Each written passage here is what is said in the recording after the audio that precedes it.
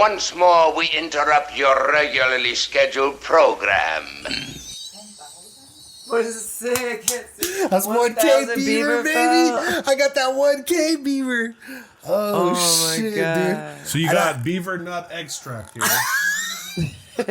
The Beaver's a popular. He's a popular motherfucker today, huh? Beaver fever. What did you say? Okay, explain that part again. You said something about it was like something artificial flavoring or natural flavoring. They label it as natural flavoring. It's approved by the FDA. Okay. But it's actual secretion that's taken from the nut sack of beavers. Okay.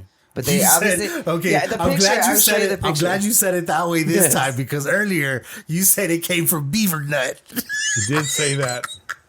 I left out the sack. I'm sorry. I left out the sack. That threw me for a Beaver loop. nut sack. You are now listening to the Inner Circle Podcast Network. Yeah, I'm gonna get more. I want to get one. This is a hood diner, but It says you brought in a macaroni KFC bowl. Yeah, it was something from fast food. It was nasty. That's what I put right here. I was like, it was It was gross. That's remember what did I say it's called? It's called Glarsh. Mad carbs and fucking protein. this has to be Glarsh. large, probably like 2 inches from your face. Like this? Is this good? Yeah, get closer. Let me see. Can I prove that way? Yeah. Testes. Testes. You- Testes, 1, 2, 3. You don't want to test these? Give it one more go there. You want to test to these? Yeah, you're good now. Test. There we go. Hello, governor. Hello. Table. Hello, governor. Drop files. The 187 episode, dude. Came on the murder episode. 187? More. Who did the best song? Who did the best song with 187? That was what's his name? Huh? 187 No, on them. no. It was that. What was that song? Don't stop. Nope. Because it's 187 on the motherfucker. I mean, that one was good. That's number 2. But you know, the number 1 song with the 187 is Whitehead Brothers. Your Love is a 187. Remember Your that song? love is a 187. What do they You call heard that song? Oh, is that Oh my Whitehead goodness. Brothers? Yes. Put that. Put that shit. Yeah. You get me. Something like that. Yeah. Well, that's I the, remember that's this the song. original. So they're, or is that the original? No. You got, What's her you got name the does that? YouTube Mary hooked J. up and Blige shit? does that, doesn't she? Your Love is a 1. Listen. Oh my God. This is tight. Dude, this shit would pound in my Centro. Right here. This bass right here. Oh, no, it's Aaliyah. Your love is a 1 in a million. I remember hearing this on Power 1490. Right? Your love is a 187. I love that right there. I love that one right there. Don't you ever fucking harmonize in front of me Shit. again. I'm jealous, bro. I'm jealous, bro. I think that's my vote for the number 1 song mentioning. From 187? Yeah. It's a good. Who's the fucking... Who else does it? I feel like MC8 definitely had a song called 187 or something 187. He's all, hey, you need some help, homie? he said on a podcast that was him, that it was all improvised. I was like, okay, cool. Fucking Doesn't he go off on...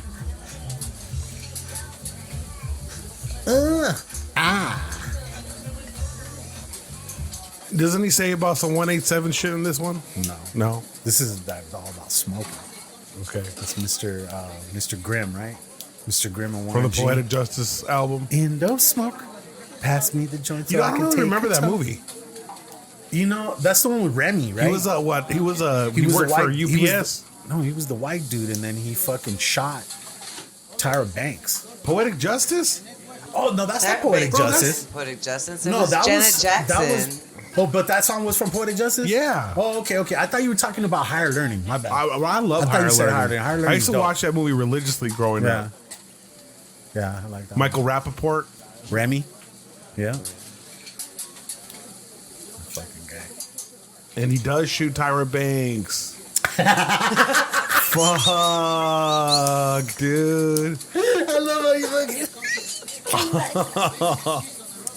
I'm not lying, man. I know my shit. I know my hood movies. Order up, order up. This is a certified hood classic. Like we always do about this time. You are now tuned into the Hood Diner Podcast with your host, DJ Sentry and the homie So Casual. sometimes when I fall asleep on the couch, that's what I'm woken up to.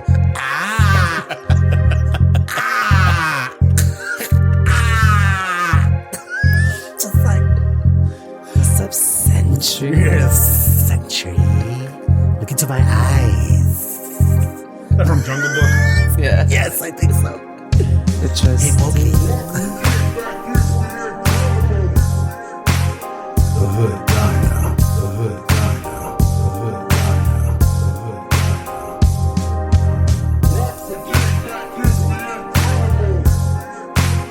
The Hood Diner. The Hood Diner. The Hood Diner. The Hood Diner. Smoke weed every day.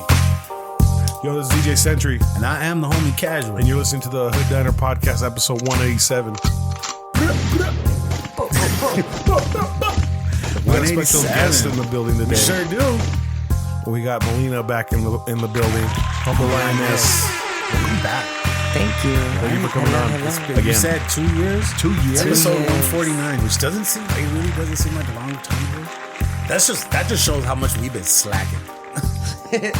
We've been like trying to get to 200 from 150 for a long time. It's hard though sometimes. You just We're busy, man. We be busy sometimes. You and guys then be shit living comes life. up. when you Living work for yourself, it's hard to maintain a schedule. Like when you work in the corporate world, yes, you got the 9 to 5. You know what time you're getting out, but you know, DJing, the graphic design aspect, you with cooking and DJing as well, and being a modeling. mother. Yeah. Dude, Like, I- it's not. That's what I've liked about you the most is that it doesn't matter if I've seen you 7 times this week or once in 7 months. It's all love every time I see you. You know. Thank And you. Yeah, Thank yeah. you guys for having me. And it's never like, oh, she's ignoring us or nothing. It's just the life happens. You know, Big time. life Yeah. happens. You Bro, know, I'm and- still editing episode 145, dude. Or 185. 145. 185. Yeah. I'm That one still too, finishing that. It's like 2 hours and like 20 minutes. It's like, ugh, I gotta do these in portions.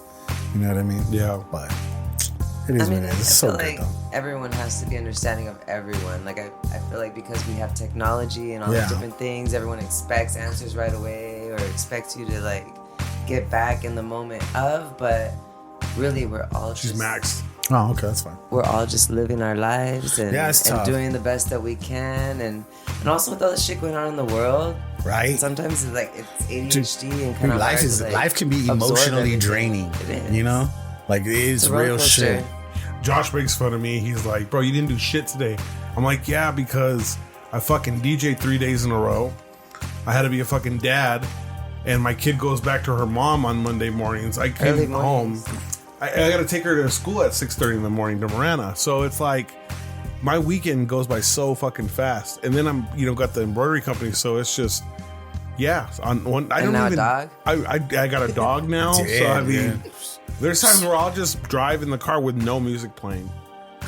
Silence. Those are weird Bro, days. no, it No, happens. I love DJ. music. Yeah, 'Cause because the I- overstimulation. They happen. I feel like than not. especially with you guys being DJs, like too much music. You know, what It I can mean? never be too I much cannot. music, I bro. can Never. I cannot not have something on. So my approach but is there's this. times where silence is necessary. You If know it's what I too mean? much music, bro, you got gigs that you're playing that aren't where your heart is. yeah.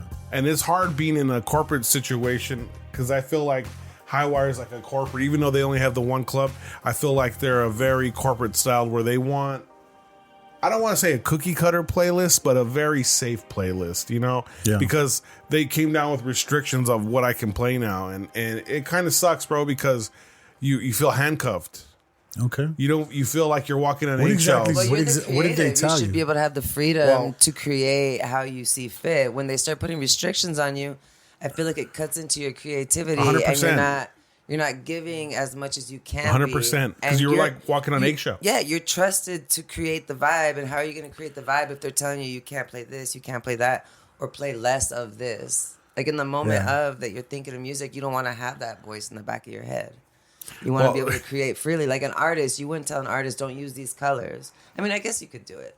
But like if they already had a plan and then you're like, well, let me take away these brushes and these colors. Paint with that. Like, I don't want you using these bother me or something. Yeah. Especially when you're known for using those particular colors and brushes. You know what I'm saying? But then I guess it's like I know sharpening your mind. for sure. Because they had me move out to the patio on Fridays because, no hate on my friend that DJs with me, but he had about 15 people, including workers, on the patio. And you guys have a lot of workers. Exactly. So you do the math. But no, like I said, no hate.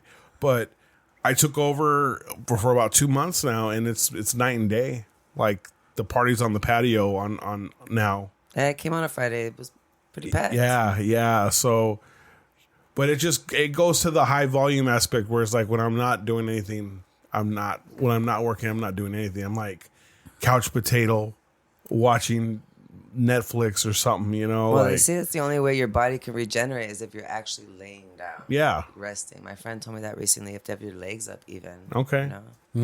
That's the only way that your spine and your body can regenerate. I'm not gonna lie, I love falling asleep on my couch. I have such a comfy couch, and I love my bed and I love sleeping with my lady, but like sometimes I just lay on that couch, crash out. And then the sad part is like because I snore and shit, right? And I had CPAP, bro. I had one. And then one day my lady came home and was like, oh my God, this particular one, it causes cancer. And I'm just like, oh my gosh, so she doesn't want me to use it, right? What's a CPAP? It's a machine to help you with like while a you sleep. vein? It just shoots air in your face. What is that shit called? Sleep apnea. Yeah. Sleep apnea. There you go. What about humidifier? Does humidifier help? It does, but not to the point where I'm not like a chainsaw. Yeah, but I snore like a motherfucker. So like sometimes if my lady's like, dude, I need to get some good sleep tonight, go ahead and sleep on the couch tonight if you don't mind. I'll do that. It's cool. I'm like, all right, cool. It's always dope. It's always dope when you have a partner that doesn't realize that you're snoring or doesn't make a big deal about it. Yeah.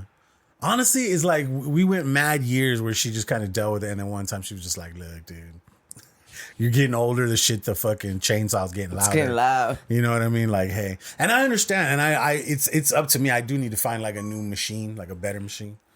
Oh, fucking. I never even turned that one on. That's funny. Stupid ass fucking.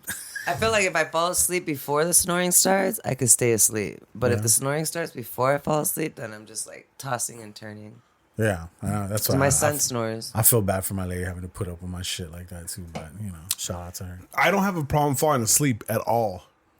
I can be talking to you, deep conversation, and then fall asleep. This fool's falling asleep on the podcast sometimes. I'm over here talking, lit. And I just see him all he's just all going down like this, and I'm like, yeah. And then was he chocolate rainbows? And I just start like switching the subject and shit, and he's just like chilling.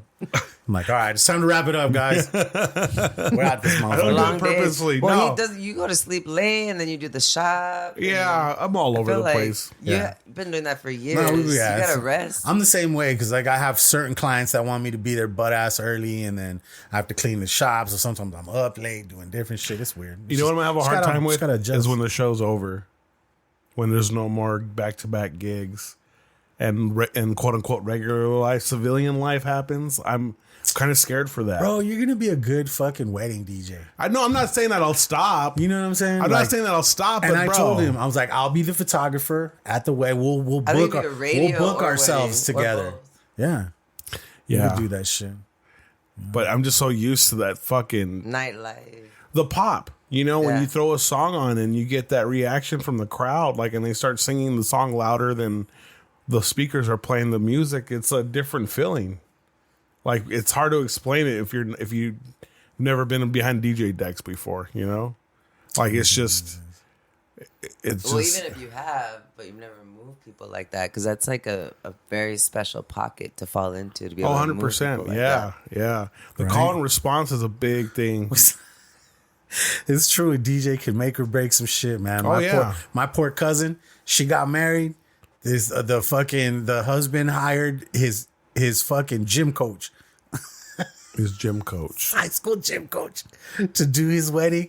Was it just like a guy? No. So I don't know why he agreed to do it, but this dude had just hard fucking stops and everybody's dancing and then they got to wait for the next song to come on and shit. And we were just like, dude, what is going on? You know, man? Like, I wanted to go up there and just be like, dude, let me plug in a playlist, please. Let me just plug in a playlist. You can do work, bro, if you up. just cold drop songs. You just got to do it the right way. Yeah. You have to like know music and love music, really, I think.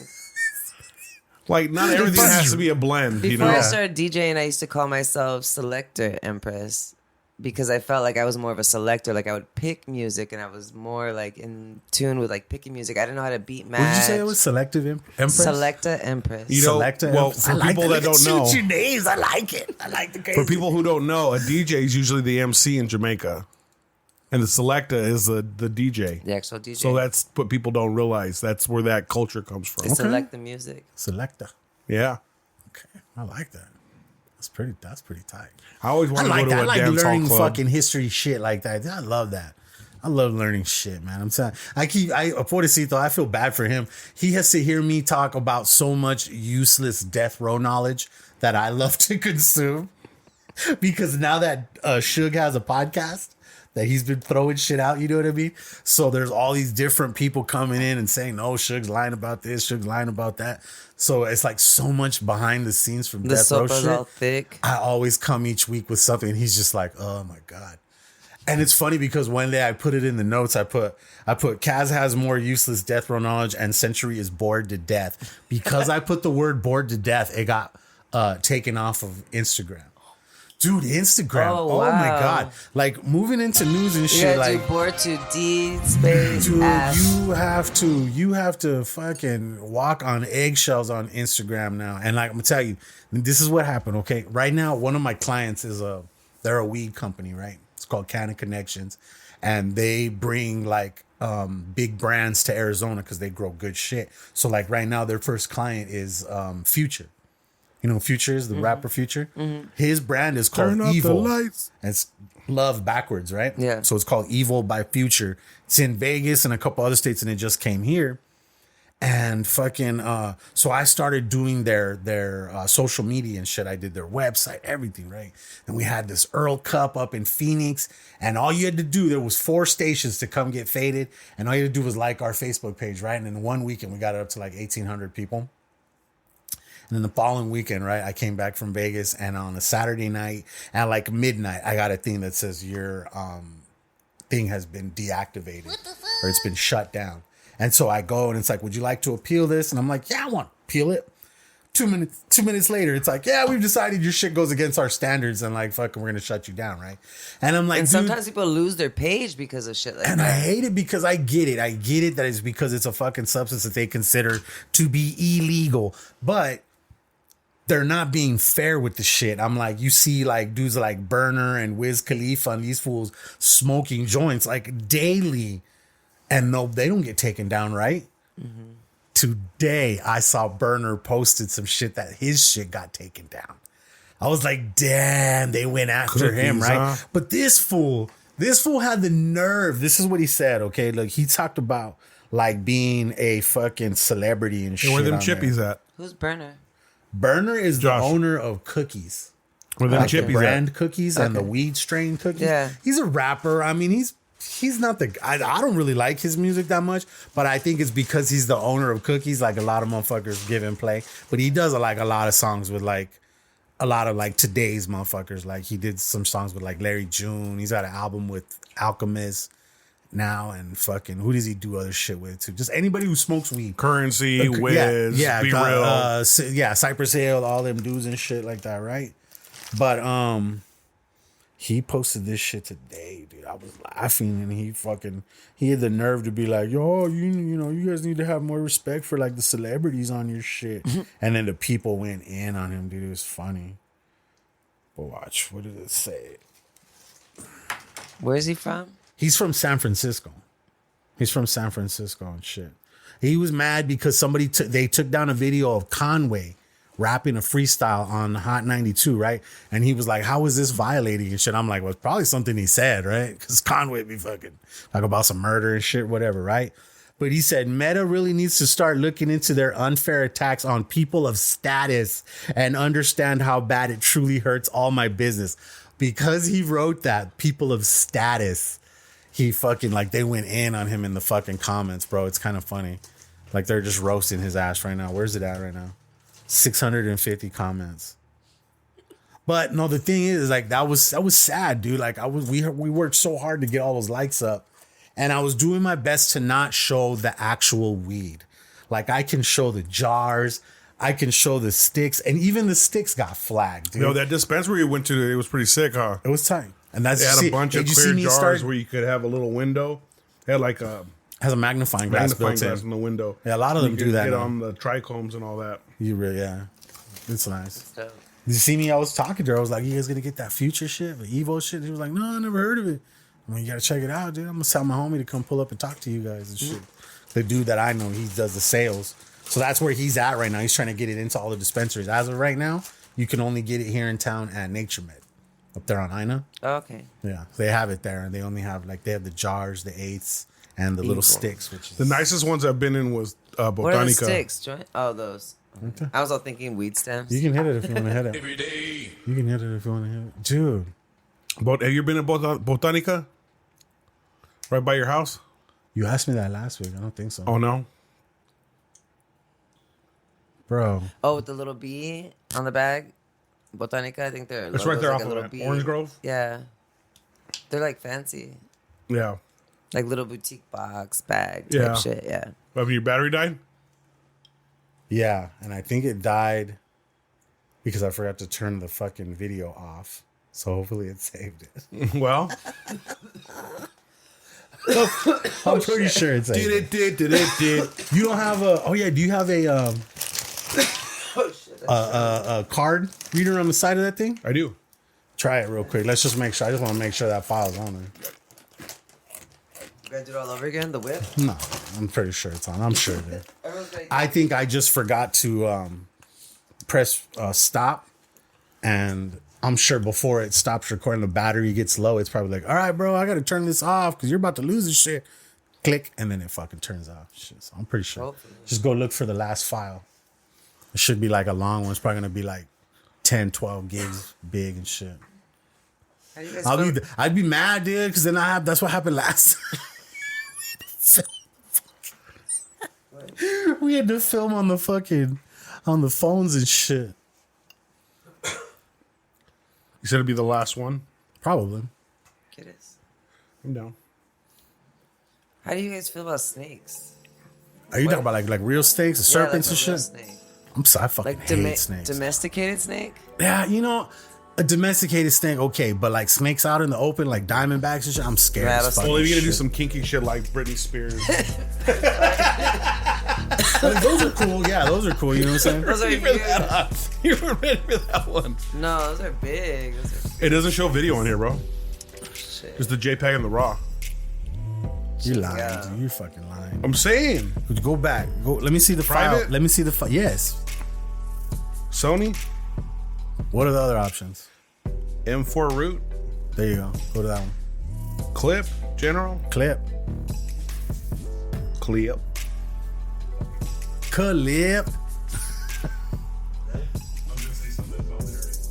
Oh, it's saved. Yay. Yeah. It looks pretty clean too, huh? Look at the colors. Your closet. I know I need to fucking buy doors. I'm so ghetto, but it's whatever. You talking about? Oh, back there. We should It's get not those. We should get those things that they have that look like brick. Have you seen those? They're like sheets, 4x8 sheets, and they look like brick. Oh, sheet. Have you seen those? Yeah, like a background. Yes, they use them. You know where they use them a lot at? Is at IKEA. For Zoom meetings. At IKEA shit. Zoom meeting? Oh, Zoom meetings. Zoom meetings. Or that? Wow, yeah. If you do that, you can just use a green screen. You know what I mean? Oh yeah, that's they can do that green screen shit, man. Why? How do you feel about snakes? I like snakes. You like snakes? I brought my snake. Really? Where? Yeah. Where's your snake? She's right there. I'm just kidding. You look at you. No, I did bring her. She's right here. Just chilling. Oh my God, you did bring a fucking snake. Fuck. Century's face. He's like, yo, there's a serpent. There's a serpent in my fucking... Should have brought it on the DOLE WHIP. Yeah, dude. She's a ball python. Oh my God. Has it ever bit you? Does it have like fangs? She has fangs, yeah. Is it venomous? No, they're not venomous. They're not venomous? She's young. She's about to shed, so she's all like cloudy eyed. Oh, you know what? Speaking of shed, have you ever been to the Thing? Yes. You know, we were talking about it today because, like, on the way into Marana, there's like an actual new, the newest sign I've ever seen for the Thing. You know how they're all old and just weird looking. Somebody finally updated their shit, right? But I had asked him if he'd ever been there, and he said no. But the Thing, it's like a two-headed like snake skin, right? No, it's like this weird mummy. See, that's what I'm telling you. I think they switch it around. Because one time, a homie of mine said, he was like, do you know what the Thing is? He's like, it's Hitler's motorcycle and shit. And I was like, what? And I was like, but last time I was there, it did. They had like a whole little section where they had a bunch of like Nazi stuff, right? And then in another section, there was the mummy thing. So I'm like, I think they kind of switch it up, you know what I mean? Sometimes when I went, whatever. it was like something about like dinosaurs and alien technology and how aliens were here when the dinosaurs were here and they were using the dinosaurs to like just to control, or I don't know, it was really weird. Yeah, it was That's crazy. tight, dude. See, I didn't see that then part. It goes to like this mummy. All I saw crazy. was see, they have like a really huge shedded skin of like a snake, but towards the front it looks like it had two heads. Oh shit. So that's why they were like that. For some reason, when I went, that's what was called the Thing. But there was the mummy, and there was like Hitler's fucking motorcycle and all kinds of shit like that. Yeah. Okay. If anything, it's you got to be like going I'm to okay like right now. El Paso. I'm observing from a distance. Yeah. I'm still on the fence about holding the snake. I wouldn't be a snake person. I have tortoises. I have 2 tortoises. Not the same. What was the still. inspiration behind acquiring a snake? Well, my cousin had the snake. She had adopted it from someone in her son's class. They couldn't keep it. I guess in their apartment complex, they didn't allow them to have snakes. And so... It's kind of an odd thing to check for. Well, I think Hit they it don't with want... a flashlight, hey, under your bed. You got any Well, I snakes think in you there? have to report your pets, and they don't want it to get loose in the He's apartment all- complex. I think that's what it was. He's all weekly neighborhood snake check. We can Open your smell guys' your doors. snake. Your snores. Yeah. No, but my cousin had it, and she has sugar gliders and kittens and chickens and all kinds of other pets. And we were just hanging out, and I would go over and hold it, and I was like, "Oh man, I really love this snake." And I grew up being really scared of snakes, and then Yes. also religious too. They were like known as bad, and Right. you know, it's like an evil thing. And I fell in love with her, and I was like, "She's really sweet." She was only 8 months old, and my cousin let me buy her from her for $80, just the cost of the tank and whatever she had. Yeah. So like, where does the snake sleep at night? She has a tank. She I has have a a 20-gallon tank. I You put just had her 30. in a, you just had her in a little fucking purse right now. That was funny. I You're know. just like, I'm gonna Set bring her her. in the purse. I have a heat lamp on one side where it's kind of like her dry, warm area with like a little pad underneath her home to keep it warm. And then she has a cooler side that's like full of moss and like a little other rock that she can go in. And that one I put the day lamp on during the day. Nice. It's like daylight. What do you feed it? Mice. She eats mice. Do you play death metal when you feed it? No, I should, right? I should play. What's that song? Let the bodies Hit the floor. Yeah, I can. But no, the reason I am comfortable feeding her and not she does. I don't think she would bite me, is because my cousin used to drop the mice in from the top of the tank, and his snake would strike out at him, and he did get bit. So having my son, who's 8 and at the time was like 5 or 6, I was like, how do I, get that to not happen? So I started looking up and doing some research, and I found that if you handle them often, and you also take them out and put the mouse in before you feed them, and then you put the snake back in, they like go down and they hunt for it. So they're never gonna like strike up or try to bite you. Is that what you feed this one? Live mice? Live mice? Yeah. Like how big are the mice? Probably about like 3 inches. Okay. 4 How inches. often you have to feed it? Twice a month. Oh, really? Yeah, every 2 weeks. Yeah. Don't you remember Tom Green, with that, what was it? What was that? Not Euro Trip, but the fucking other one where they had to go get the film. Remember? And He said Austin. Yes, Austin, Massachusetts. What was that one called? Road Trip. He's all, are you here for the feeding? He's all, it's not till tomorrow. It's going to be a bloodbath. And he's all dangling the mouse over it. Oh. My favorite Tom Green scene is when he's in Freddy Got Fingered. Daddy, would you like some sausage? That was insane, dude. Yeah. He came to Tucson for the Tom Green show before it was on MTV. And he was filming. I didn't know it was him at the time, but he was walking around like a blind man on 4th Avenue. Okay. And he came in with a camera guy and like a CNI dog. And he asked if he could film us at the restaurant when we were on 4th. And he said he wanted to see what the treatment was of blind people. And so we were like, yeah, sure. And so he filmed, but when he got to my uncle and was talking to him, he was like slapping his face and shit, right? To feel his face. And when he left, my uncle was like, I don't think that guy was blind because he was like slapping me, like hitting me. You know what's crazy is in Borat, they have him in Tucson. Oh, yeah, it's probably my uncle's in that video, in one of those videos from Tucson, because I think it was like 6 or 7 months later, I was living in Virginia, and the Tom Green show was on, and I didn't realize it was the same person, but he would always show those little clips at the end of the show where he did stupid shit.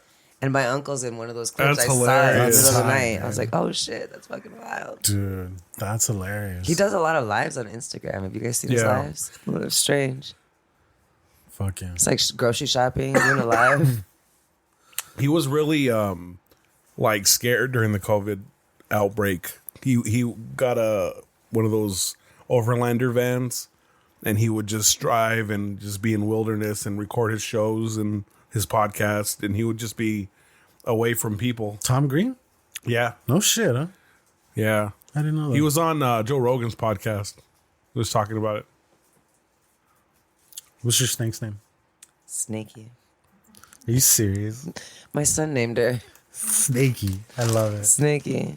Because I took her to the vet. Obviously, you can't see its penis, dumbass. I don't think you could if I couldn't she see did no have one. diaga.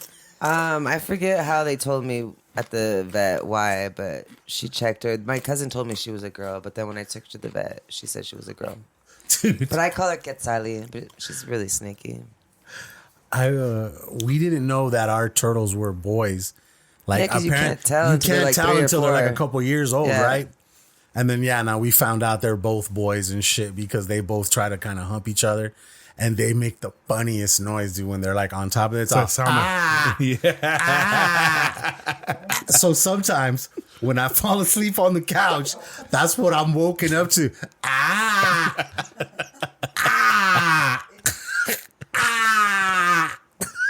Just like, I'm like, Cochino, that's your brother. And then I gotta walk in there. I love you like a brother. If he doesn't do it, I fucking have to grab him and I put him over. I'm like, God damn it, Damon, he is a boy. You know what I mean? I'm like, Turtles mate? Are they known for male on male action? I have no idea, but look The at damn water turned the frogs gay. Jurassic Park, man. Life finds a way. You Oh, know yeah, what I that's mean? true. I don't know. They were talking about an aquarium, how there was just female sharks in the tank, and one ended up getting pregnant. The Life finds a way, miraculous dude. conception. Jeff Goldblum, dude. He ain't lying. But they do say that, like, the males, the ones that we have, they're like African leopard tortoises, and it's like they say they're like, you should never put 2 males together. But I'm like, these dudes have been fucking rocking it for this whole time. They went through it, right? See, the terrarium rocking, no coming knocking. They went through a phase of knocking Humping each other over.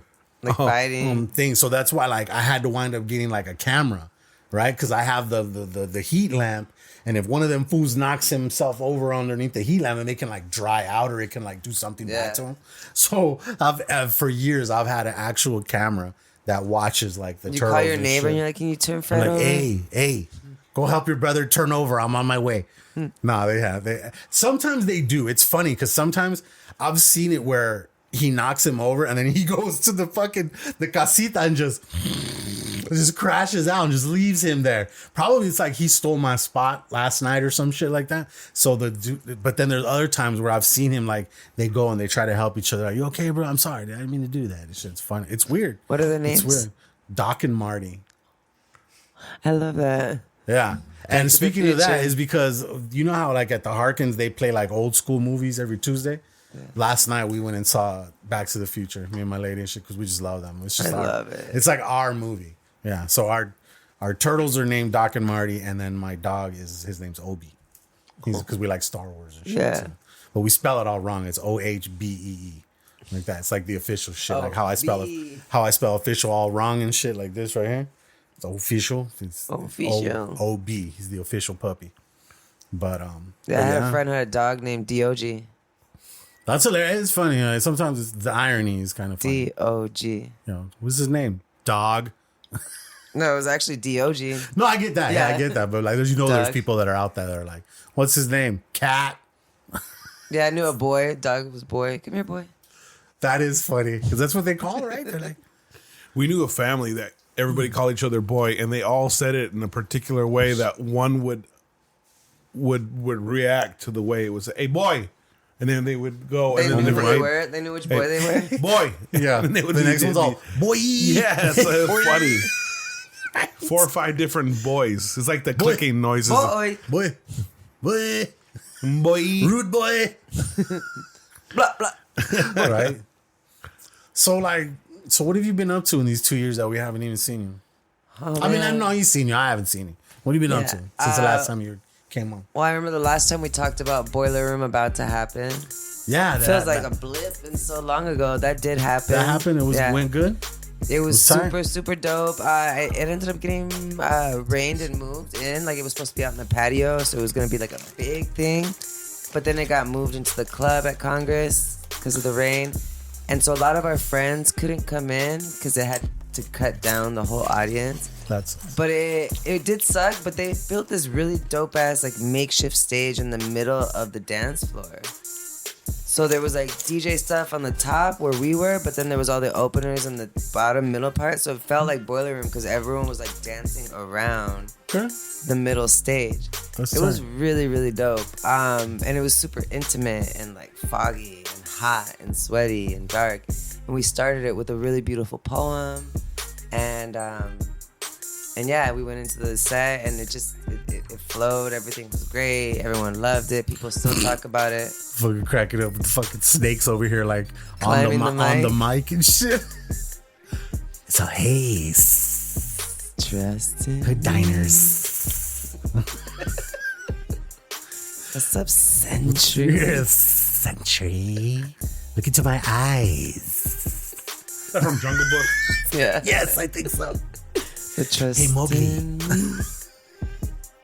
Yeah, the trusted. He's like, "What's up, bro?"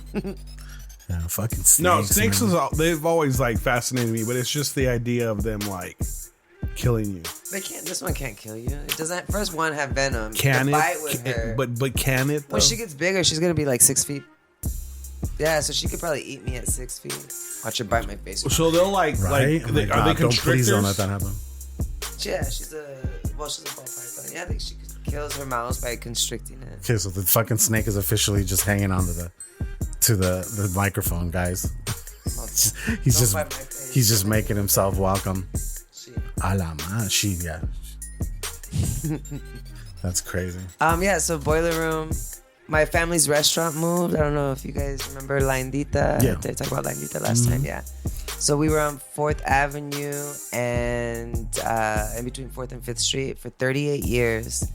And we've been on Stone and just south of the university next to Economy Supply for the last 3 years. Okay. It's been doing really great. Obviously, it's not the same high ceilings and like beautiful mural as the old location. Right. But the feeling itself feels really good. The patio feels really good. We built a traditional tohono tomato in the patio, and we have a lot of beautiful plants and veggies and really cool pigeons that hang out. Okay, pigeons. Los pichones. But yeah, business has been good. Just been working a lot at the restaurant. Oh, yeah. And DJing, obviously. DJing. I haven't been DJing too much. I don't have my weeklies anymore at Congress. We ended those, so that's another big life change. But I'm doing every other Monday at Chase with homie King Otto. He's a DJ also. And he's officiated with the official Motown on Monday crew. And so he asked me to be a part of it and join to get some more hype around it. And originally he had started off at Royal Room, but then we switched over to Chase and every other Monday because he was doing once a month over there. And it's been actually really, really dope. That's cool. The only problem is having to switch it up every now and then. We're flexible with the owners, but if we could get every Monday and then just not do certain ones that she needs, it would probably be less confusing for our friends. That's time. Because we've done like 2 in a row. Or 1 Yeah, in a yeah. row. To have like a set schedule Yeah. should be nice, right? Yeah. I feel that. I feel that. Also, been doing once a month at Louis. I don't know if you know Louis Pub. Yeah. Yeah. Been doing The once one a on the month east side there. or the one Forlow. Forlow? Okay. First. Cantina's the one on the east side. Yeah, Louis Cantina's Cantina. on. Yeah, Okay, this one's yeah, the pub. I was like, where is she? She's still here. But yeah, that's been fun. It's once a month. It's been different. Inviting my downtown crew to come hang out a little bit further central.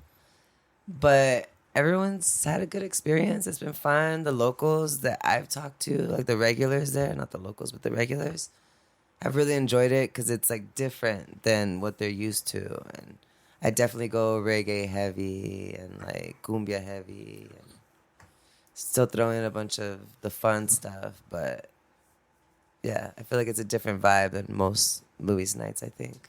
Hell yeah.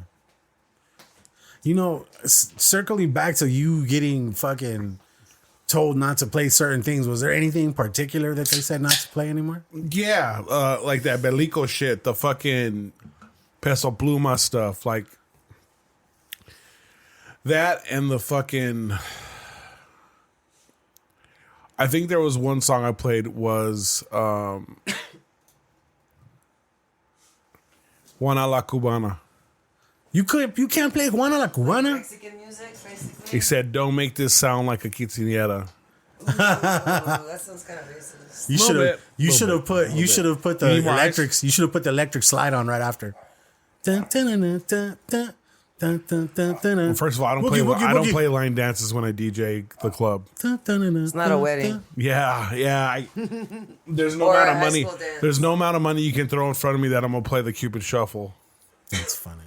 It's not gonna happen. People ask for country in the club too. Listen, you can dance electric slide to a lot of stuff. You know. You know who I see doing that a lot? At country places. Country dances. Every single song, no matter what song it is, same line dance. That's crazy. It's doing the same dance over and over, just a different song. Why? That's all they can handle memory-wise. 1, 2, 3, 4, 5, 6, 7, 8. It all sounds the same to me anyway. I love it. I love it. We had fucking I shazammed a good amount of songs rolling with you today. I like that. Did you? Yeah. Did I give you back your card? Yeah, you did. I already put it in my thing. My thing.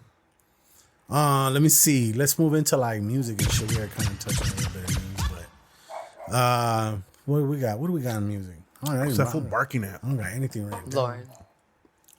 Sure, they're playing with him, trying to pat him and She shit. really went outside to smoke. She's like, what's up? What's new in music, dog? What's new? Well, Kendrick keeps on dropping fucking bombs. Did he drop another one though? That's it. He hasn't dropped one since So he has, I guess, like another couple of them on deck. Oh, okay. I think the last one was the nail in the coffin. I think he's good. And Drake, they Not were like asking us, Drake, right? like, why are they, why is he not responding as much? But someone got shot at his mansion in Toronto. Yeah, bro. And he was like that. Like a security guard that was just outside. He's like, real life shit just started happening, and I kind of had to like just take a break from music for a little bit.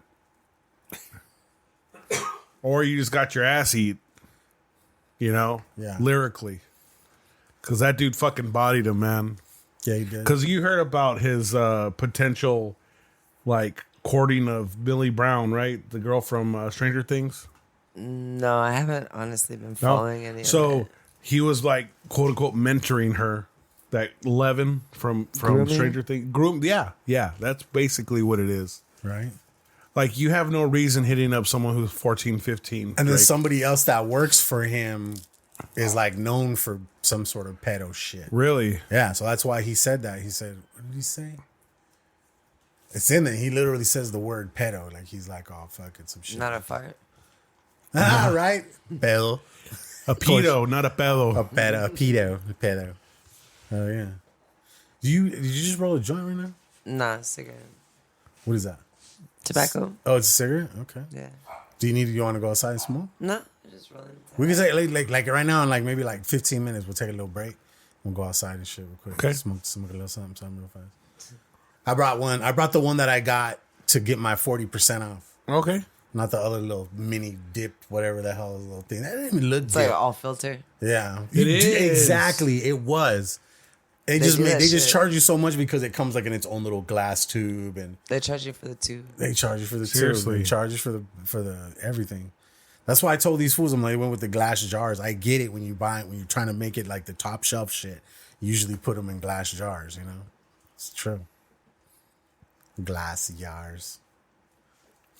But yeah, let's you got a jam of the week? Or I got a jam I got a bunch of jams of the week. That one song that you were playing. What's it called? On the way up there, watch. Hold on, I'll tell you which one it was.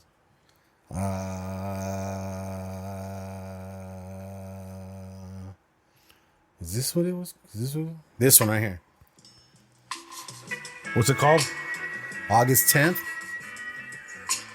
Krongbin? Yeah. Yeah, Krombin. That's my jam of the week. And then actually, the other one is a throwback, but it's because I told you I never knew this original song. The one you played is called Where Is the Love? This one right here. Dun, dun, dun, dun, dun, dun. Yeah, this is tight. Like, anybody that knows me knows I love that fucking song called A 12 Pack of Doja, My Little Half Dead. And he samples this song right here. And then so does Mobb Deep. There's a couple good songs that sample this fucking song. But the original is by Patrice Rushen. And the song's called Where Is the Love? Shit is tight. It's from 1982. What it says right here. I'm like, hell yeah. That's got to be the original. Because this other one didn't come out till like the 90s or whatever. What is it? Little Half Dead. Came out just before Doggy Style came out. Doggy Style came out, what, 94? Yeah. That's how I remember it. Chronic, 92. 94, Snoop. 96, Pac. Okay. All Eyes on Me. Yeah. But yeah, that's my jams of the week. What do you got? Remember I showed you that band Jungle? I've been playing this one. This is from their newest album. They were in Phoenix yeah. They were in Phoenix last month, and I was DJing with the homies that came down from Salt Lake. Yeah. So I Turn couldn't it off go. a little bit so we don't get Oh, flagged. sorry, my bad. We so get flagged on YouTube. That's the thing. Yeah. I was mentioning you can that only do part. like 10 seconds or something. Yeah, it's right? like 5, less than 5. Yeah, Yeah. it's got to be something like that. And then, but it does give you the option to just cut it out. So I don't got to go in there and like re-upload it to them or anything like that. That's fine. It gets cut out, and you're missing a couple seconds of the podcast. You know. And this is my throwback. This is requested the other night. Oh yeah, there she Shake goes. that ass for me. Yeah, Nate Dogg. Yeah. Some Nate It's actually Dogg. an Eminem song. I was gonna say, yeah. But Nate Dogg he was the icing on the He cake, was. bro. He's funny in that song. I feel like, do you think that like today's Nate Dogg is what's his name? Ty Dolla $ign? It's hard to say that because not as many people are familiar with Ty Dolla $ign as they were with Nate Dogg. Nate Dogg has a bigger I feel like Ty Dolla $ign impact. been doing a lot lately. No, for sure. With the Kanye shit that he just came out with and his other songs, I get that. But Nate Dogg was everywhere. He was on everybody's shit. You know what I mean? Like, you brought him in on Ludacris. Like, dude, I think one of the first When I met you last night, baby. one of the first shits I ever heard him on was on DFC, like an old ass group that used to be down with MC Breed and shit. They had a song called Things in the Hood. Remember that? Things in my hood ain't changed. No, that's a deep You never cut. heard that one? That's a deep cut. tight, dude. And that's Nate Dogg right there. I don't even think he got credited on the song. No. Shit. You know what I'm saying? But Did he get a tiny desk? No, he died passed, before yeah. then. Yeah. A random Nate Dogg tidbit. Tyrone from Black Sheep is his cousin. yeah, and actually Nate Dogg's son went to the U of A. Oh yeah. Yeah. Yeah. Like there was a lot of people who said that they'd seen him here like on random weekends and shit to like come in and check. That's what's up, man. But his son went to the U of A. I don't know if he graduated or whatever, but I do know he was there for a little bit. And I've heard, from what I've heard, his son sounds just like him, and I think Snoop's gonna sign him to Death Row. Okay, like He's ODB's son. Yeah, it's his son, and he's already got like albums and shit like that. The Dog Pound's dropping an album at the end of this month. I don't know if I'm here for that. I'm here for that. I don't know if I want to hear Daz Dillinger and Corrupt bro. sing another album at fucking 50 some years old. I will say this, you know, I mean, what's that dude? Is it Kevin? I don't want to hear no more Ice Cube albums. Kevin Ratcliffe. I know Daniel Radcliffe. No. He's from here. It's Harry Potter. Yeah. He's from here, but he has a famous show in like Cali. Who? This dude, Kevin Ratcliffe, I think, or something like that. Bootleg Kev. Bootleg Kev, yeah. Bootleg Kev is from Tucson. Okay. Okay. He interviewed Daz and Corrupt the other day. Bro, fucking Corrupt was like faded or just like that dude Reggie Wright tell you before I came over here, I was taking a shower and I was obviously watching a fucking new video by him. He said that he felt bad for Corrupt because it looked like he was like all viejito already. And like he was like, he was trying to that what is it, Bootleg Kev was trying to explain the beef from the Kendrick Lamar and this, and he's over here looking at fucking Daz, and he's all, what's he talking about, cuz? And he's all, the beef, man, they're beefing, and he did a song that has Snoop and Pac on it, and he's all, well, Pac is dead, cuz. He used that AI shit, and he was like, AI, what is that, cuz? So he was like, dude, he was like, no, it's like artificial intelligence, man. They took Pac's voice and made it, and he was just like, why, cuz? It was funny. Everything, cuz. At the end of everything was cuz. And he was like, he asked him, he was like, could we talk a little about the beef with DMX and shit? And he was like, next question, cuz. Like that. Like he was kind of standoffish and shit, and it was kind of funny. But then when he finally opened up, like when they finally explained to him what was going on, and then he showed him some of Kendrick's when he showed him the A minor fucking thing, and he fucking Corrupt, it took him like a couple seconds, then he started laughing. He was all, A minor. Like he was sitting over there laughing, right? But it did, bro. It looked like he was just like not like really comprehending like what the fuck was going on. Like he didn't know what AI was and all this extra shit. I was just like, damn, dog, it's fucked up. And then Reggie's all, we need to pray for Corrupt. He's all Corrupt gonna be dead by the time he's 55. He's 51 right now. He's all he needs all you guys to go out and buy this Dog Pound album. He needs that money, guys. Help Corrupt out. Like that's what he was saying. He's like, I got a lot of love. His Corrupt. last few years help him. Yeah, that's what he said. He's gonna need that money. He's gonna need it. Like that. He's like, I have nothing bad to say about Corrupt. Fucking Reggie Wright, dude. It's funny. He's a dude who took over for Suge when Suge got locked up. He's a dude that took over Death Row from like 2006. I forgot to tell you to compile 2 songs. Did you? I told you to tell me what to do. I know. I'm sure it's not hard for you to come up with I like can come up with what's something new that you just heard that you like you're like, hell yeah, that's a tight jam. Okay. Have you guys heard of Kneecap? Okay, so they're this Irish like hip hop group from Belfast, Ireland. Okay. And they're a little Beastie Boy, a little like punk. They're dope. Like Kneecap, like how you spell it regular Kneecap, one What's the word. song? Yeah. Okay. What's the name of the song? One of my favorite songs of theirs. It's spelled weird, so I'm gonna tell you. It's TA space NA space BAGGIES. Thano Baggies. Yeah, it's on the baggies aren't tell them. So what's cool is that they rap in Gaelic and in English. Okay. And not only that, but they just released a movie at Sundance. Okay. And they just toured the U.S. I actually just saw them in San Diego. My boyfriend and I went to Ireland last year, found out about them through a friend of ours, got tickets in San Diego, went to see them. A friend of mine that went to Sundance, I told her about the movie. She went to see it. It's coming out in August.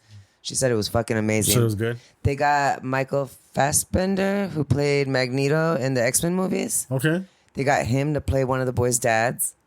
Okay. The director that approached them to do the movie, I guess approached him for like a year and a half, and they didn't take him seriously. And then they finally realized he was like a big name director, and they made him learn Gaelic to film this movie, and they filmed it all in their native tongue.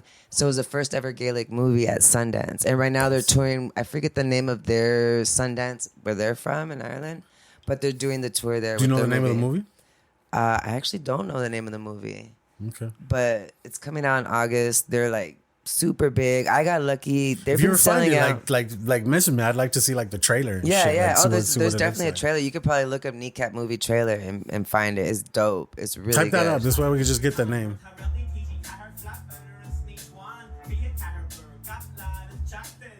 Heifer World 2. I'm all about ketamine. I know baggies. That's what I say when I'm out of baggies. They have some dope ass songs. This one's a slower one. This is one of the ones that I really like. But they have a lot of really, and all their music, all their songs are really different. They have some stuff that's really poppy, but like, yeah. That's tight. I mean, that's just tight to know that they're like doing just like more than music, like even going into movies and shit. Dude. Yeah, and they like that shit's sold fun. out huge all over the East Coast. And I saw them in San Diego at the House of Blues, and it was actually on the smaller stage, and the like 200 people, and there was only like 150 of us. So we were like right up in front. It was dope. It was a dope ass show, full on energy. The DJ wears a balaclava, and like he came out and crowd surfed. It was dope. It was a good show. Hell yeah, that's really cool. Yeah. That's So one what of would be a throwback for the week? Throwback. I would say, I don't know if you guys, it's not really a throwback, but it sounds like a throwback. Have you guys heard of Jason Joshua? You played for him, Sounds huh? familiar. Yeah, I just opened up for him That at sounds Congress. familiar. He's Okay. from Miami. I told Puerto him about it. I played him some music earlier. Yeah, La Vida es Fría. I played that in the car. Okay. What's cool okay. is that like I've been playing the Sacred Souls radio. I love this whole resurgence of like oldies, Old-timey yeah, stuff. It sounds Yeah, really yeah, old yeah. and like just from that era. Our restaurant's been open for 41 years, but we have this customer that's been coming in for the last 30 years, and he came and had lunch with his daughter, and I had the Sacred Souls radio playing, and he stayed and sat for like 30 minutes after she left. She had to go back to work, and at one point he stopped me and he's like, "What are you guys playing in here?" And I was like, "Oh, it's the Sacred Souls radio." And he's like, "I don't know who that is, but I've been sitting here for like 30 minutes. And I've been getting flashbacks of like my teenage years and like my 20s. And it's like, it feels like I'm in that time hearing a new song from that time." Yes, He's like, "I don't know what this is, but I love it." And I'm like, "That's so cool." That is the shit. That Yeah. is such like so the shit about music. You going to Is how Los I- Yesterdays? Yes. It's Friday, Los Yesterdays. It's I coming don't think out. we'll be able to go because of work. But Oh, they- that's they're that concert. early. It's an early show, isn't it? I play at 9. Oh. I would hate Doors are to. at 7. Yeah, who are they opening? Have openers? I think they have one opener. They're probably going on like at 8. You could probably catch it the first couple of songs. Yeah. Have it all set up, like leave it set up. It's gonna be a good show. That would be tight. Los Yesterdays are Pull dope. up. That would be like where you say like if you had your brother like fucking pull up and have to handle those first couple hours for you and shit like that. That would be tight. I actually played this song in the car earlier. Dude, this song, yeah, this one was Yeah. nice, yeah. I got the little 45 of this one. Okay, let me get the name of that one more time. What was Jason Joshua. He has another one. I think it's called Rose Gold. He has a lot of really good ones. They're all like very sad, lovey, sappy. it? And this was called La Vida es Fría. Maybe that's for you. The world can be so cold. Mi comida es fría. Right. Dame una tortilla. Right. I just saw my tia. Yeah. Oh, yeah. So you get anything that ends with like words like that, you can fucking go on forever. Dude, okay, speaking of that, have you seen that one? It's like a meme that was from Vine and it went viral. But it came from, I guess, Vine? it was on Vine. And like somebody, like it was a part of a movie. What is that shit that everybody loves to watch where like it's like 2 surgeons or 2 doctors or some shit like that? 2 girls, 1 But cup. the dude pulls it. The dude comes out. This dude walks up. And Josh probably knows. He's a dude and he's a big black dude and he comes out and he's all, "Surprise, motherfucker." You know what I'm talking about? And then the other Dexter? dude will come. There you go, Dexter. That's First of all, what. he's a serial killer. Okay, but the black dude Doctor. The black dude comes out and he's all surprise, motherfucker, and then it's all large fries, motherfucker. Yeah. It's all thick thighs, motherfucker. Like it goes on forever, dude, and that shit is hilarious. And like, yeah, when we were in Vegas, me and Pat, when we were faded, we just kept going, dude, like all night on that one. Surprise, motherfucker. First prize, motherfucker. Hard eyes, motherfucker. Rude eyes, motherfucker. Supplies, motherfucker. Some fries, motherfucker. Disguise, motherfucker. Some pies, motherfucker. All rise, motherfucker. Wrong size, motherfucker. That one was funny, dude. Yeah, large fries, motherfucker. Soft pies, motherfucker. Dude, it was funny, dude. Like you could just go on forever. My son and I do that a lot. I love that shit, dude. That shit's hilarious. Okay, so that was the gems of the week. You want to take a little breaky? Little smoky breaky real quick? Because I got to use the restroom first. Play second All right. real quick, too. You want to go ahead? You can go first, and then I'll go after. And then we'll take a little smoke, and then we'll come back, and we'll talk about some movies and some sports. After these messages, we'll be right back. What up, y'all? This is Jason Alme. And I am Christina Alme. From Shit Happens When You Party Naked. Why are you talking like that? I don't understand. That's offensive to people. Fuck you, man. Okay. This is how I talk now. Now? I got the corona vaccine last week. It seems to be working. Pinche cabrón. That's pretty good pronunciation of that, actually. That sounds pretty nice. Can you talk like that on our show? Shit happens when you party naked. Damn right. Damn, shit. I like the flavor. Yeah, I like that. Por favor, listen to the Hood Diner, please. Homie casual. I think we just call him casual, but A for effort? DJ Century. Yeah, that's his name. That's pretty good. Good job. Soki te. Also, congratulations, Robot Chrissy, for offending every Hispanic person in Arizona. Nice. GRRTTTTTTTT. You don't even like spicy food. Why are you talking like this?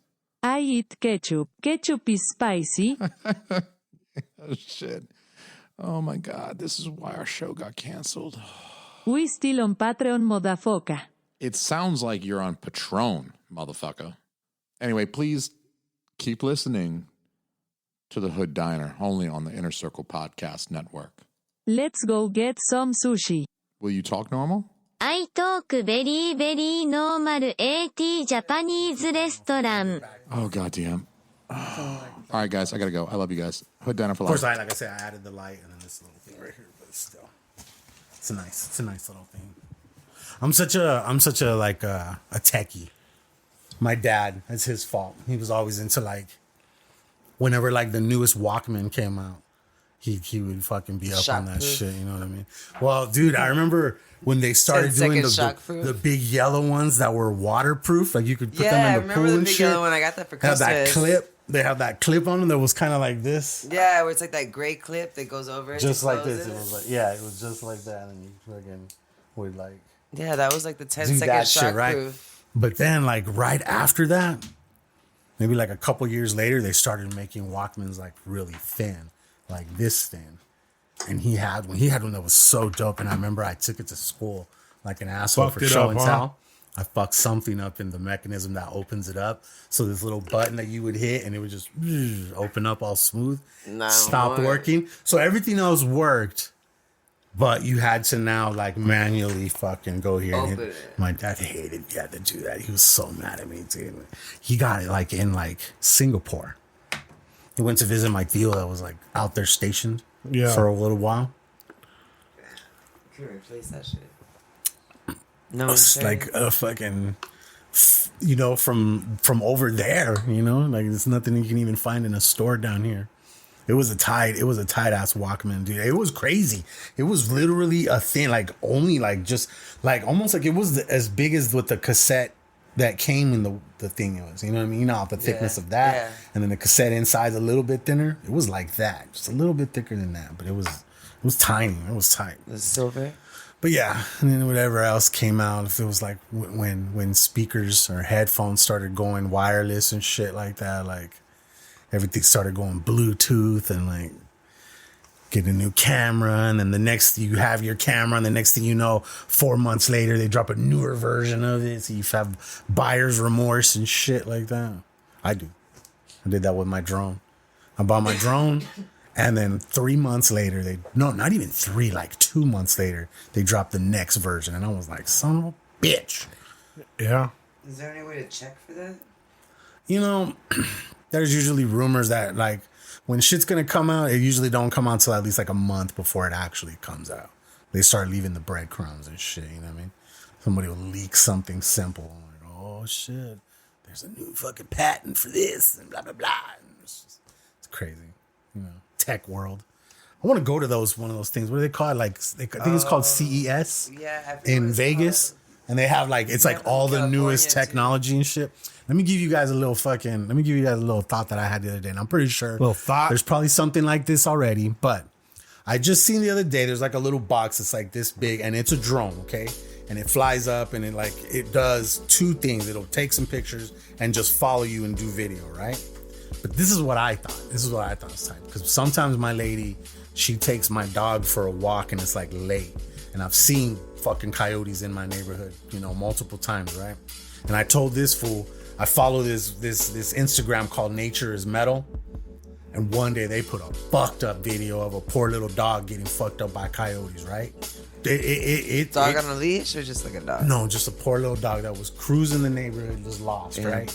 And he went right up to that coyote, and that coyote just started to tear him up. And then from out of nowhere, 4 more came. I was like, oh my God. You know what I'm saying? I was blown away. So I've been sad about that.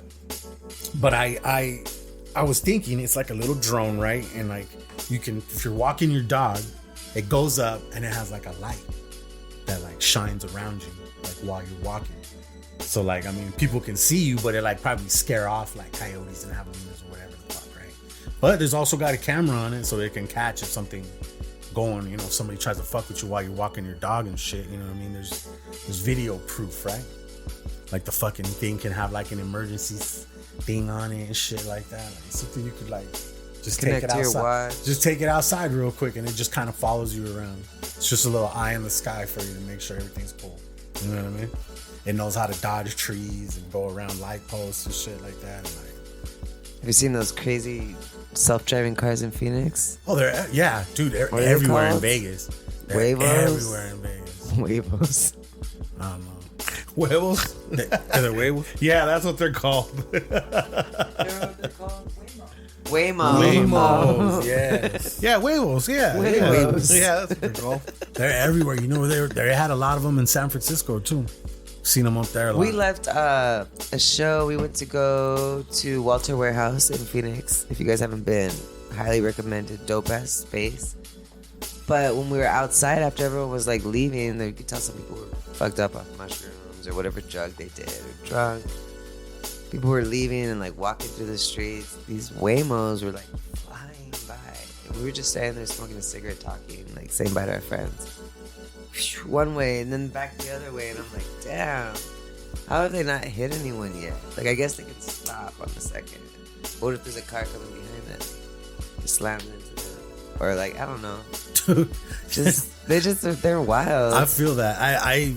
We had a moment when we were in San Francisco. There, the roads, you know how they're like, they peak. There's peaks. They're like, you know how they wind and shit like that, right? The road where we were at was like kind of by the Tenderloin, and then you go up, and then you go down, and then the first thing you get is like Chinatown, and then Little Italy, and then there's like the wharf, right? Fisherman's Wharf, like all the famous tourist places. Yeah. Right? But where they meet, there is a particular fucking road, right? Where when you go up, you can't see shit of what's on the other side of that thing, dude. And I was just like, damn. I wonder how many people have probably or close to have gotten hit. Because I'm serious. I was in the front seat. I was in the front seat and my homie was driving and shit. And like, we just, like, we didn't get down. Like, we couldn't see what was going on until we had already been going down for like at least like a second. So it's like there's a second there of just like you don't know what the Blindness. fuck was right there, and then you go down, and then it's like, okay, now you can see, and that's right there is where there's a fucking crosswalk. That's the crosswalk right there by that fucking peak. That was very poorly thought out. Yeah, You know? Yeah. And it was crazy. I saw like these fools that pulled up, and like it was like a Lexus. And they were just like, they have like these machines that like you can pull up next to cars, and it will tell you if there's like Bluetooth devices in it. So then that's when they smash the window and they look inside, and usually there'll be like a laptop or somebody's phone or somebody's iPad. Anything that's Bluetooth connected, it can read for Bluetooth signals. So they just cruise there. They usually go down there by the wharf where all these tourists are there, and they have their luggage Even if it's with turned them. off, the laptop's turned off. As long as if you have to have the Bluetooth turned off and then powered down, not like in sleep mode where people just think, oh, it's not on. The Bluetooth's still on, so you have to like literally turn it off to make sure that doesn't happen. But then like, even out there, they say that like even the people that live there, they say they don't lock their windows. Like when they live there, if they live down there, they leave their windows down, the glove box is open, and the trunk open already, so that they don't get their windows busted out. Yeah, there's just like people nothing busting windows just to check for whatever. You know what I mean? It's crazy. That's rough. It was crazy. It was an experience. San Francisco was a fucking experience. It was fun, but it was also like, ugh. I saw somebody do what is it called? The fentanyl fall. Yeah. That right there. You see that here in Tucson though. I'd never seen it before, and I saw it from the biggest window in a bar underneath our hotel. Just right out in front of the street, right next to like a mailbox and shit. And this poor dude was carrying like a dog with him, right? And that's the part that fucked me up, right? And he fucking fell down, eventually let go of the leash. And I was like, oh, dude, that dog's going to take off. And Pobrecito, no, the dog just looked back and he was like, well. And he sat down. And he was like, oh, like, I'm loyal, you know what I'm saying? I've seen this. I was like, damn, dude, I felt so bad. I was thinking that dog was going to run off, right? And get hit by a car or something. No, it just sat there. Homie did his thing for like 20 minutes. He was down there. And then all of a sudden he started coming to. And he saw the dog was still there. And he like stepped on the leash and shit, Pobrecito, so the dog wouldn't take off. And he gathered up his belongings, his bottle of water. And then boom, he took off. Like nothing happened. And the dog just fucking mashed with him. I was sad, so dude. sad. I was sad. I had only been in San Francisco for like 2 hours, dude. And I saw that, dude. I saw that shit. It was crazy. Where we stayed, the hotel that they got us out there is like on the edge of it, like where shit starts to get nicer. But then like just a couple blocks more south down that hill, dude, it gets fucking nightmare, dude. Tenderloin? It's called, like, the Tenderloin, yeah, dude. It's crazy. It is crazy. It was an experience, but it was a trip. It was a trip. But anyways, okay, look, let's get into some movies real quick. What's like that? You been watching anything? What have you been watching lately? I watched this really good show. It's not a movie. I watched this show on Apple TV called The Look. Which one is that? It's a series, and it's about Christian Dior and like Coco Chanel in France, like after World War II. Okay. And it's really beautiful. It's like right before he builds his house, and like the house of Dior, and the story of how it came to be. And his sister was a political prisoner. Okay. It's a really, really good show. I think it's only like 8 episodes or something like that. But it was super captivating. Very the ones beautiful. on Apple, there's a few of them that are hit and miss. But the one that was called The After Party. Did you ever watch that one? You never saw that with what is her name? What's her name? Dude, she does all the movies with Kevin Hart a lot. Tiffany Haddish? Tiffany Haddish, okay. Tiffany Haddish is a cop in this one. And like what is his name? Franco. The younger one, not the older one. James Franco. He's like a famous guy and he dies, right? So like Tiffany Haddish is there to interview everybody. I said Franco's another creep too. Is he? The older one. Yeah, James Franco. One. Yeah, that's who's the younger one? It's his brother. What's his? I have a fucking computer in front of me. He's married to the girl that played in Glow. Right? Yes. Yes, she's fucking cool, dude. She's funny. His name's Dave Franco. Dave Franco, yes. You'll know him the second you see him. You'll be like, dude, I've seen that dude. He's been in so many movies that I've watched. That fool's funny. So I was supposed to go to Berkeley. He was in 21 Jump Street. And 22 Jump Street. But yeah, that fool's funny right there. Yeah, we went and saw what did I say? I said we went and saw Back to the Future last night. That shit was funny. It's cool to see old movies on the big screen. You know what I mean? Like, I like that. What did we just we saw Grease 2 weeks ago on the big screen. Go Grease, Lightning. The Loft is doing free movies for kids and back movies like from the 90s and stuff like that. I love starting in June. Sorry, I didn't cut you off. No, I love those movies. Like the one we're going to next is in like 2 more weeks. The Goonies. Yeah. We're gonna go watch that one there like that. And they're only like $5. They're like $5. You know what I mean? It's a way to get out of the heat. Did you guys ever go to the Dianza? I missed that shit. Dude, what about the Apache? I'm old. Yeah, there you go. I was about to say the Apache. Right here on Benson Highway. The South Side. That's how you know you're a Tucson OG. The Apache went to and Dianza. You're not going to be a Tucson OG anymore. You're moving. I'll always be a Tucson OG. You're leaving us. How dare you, sir? You're leaving us. I'll be back. Yeah, no, that's true. That's true. We do got to talk about that. When are you leaving? Moving in August. Okay. How long are you going to be gone? I'm putting like a 2-year marker. That's way too long. Yeah, right. It goes like that. How long ago was COVID? A year and a half ago. Exactly. It was 4 years but I ago. can catch COVID again. I can't catch you in 2 years. I'll be here in 2 years. I'll be back. And then my family's restaurants here. Support La Indita all day. My grandmother's still alive. Be That's cool awesome. To like have her see. I have this wall, this mural outside the restaurant that I want to complete before I leave. Okay. She really wants like an Indita with braids and like a basket. And then I also have a friend, Carlitos Matarruda, dope ass muralist, who took high definition pictures of the mural we had at the old restaurant in the dining room. Mm-hmm. And so we're going to project that onto the wall. And I want to do like a paint by number. Like we'll trace everything, but I want to have community come and paint like a square. Like we'll square it off with chalk or whatever and have different people come and donate time and just paint like a certain section. And I think we'll just give them the colors and they can paint whatever color they want. Mm. So from far away, when you're driving on Stone towards University, you'll see like the mosaic of what was the old mural. And so I definitely want to come back. I have a lot of ideas and hopes and visions for Tucson. Some unfinished business. Yeah, it'll always be my home. Tucson I was born and raised here. And it's a spot. We were talking to a dude from Phoenix today, and he was telling me like, what did you say? You said you kind of just in a small way got No. This is the thing. I know that Tucson's not a metropolis like Phoenix or LA or Thank Chicago God. or New York or Miami, whatever. Well, when I hear people say little Tucson, like, oh, like I love little cities like Tucson that you can still see the culture there. Like I take offense to that because it's like we are maybe not a city of industry. But like, there's no other place like Tucson, bro. Yeah.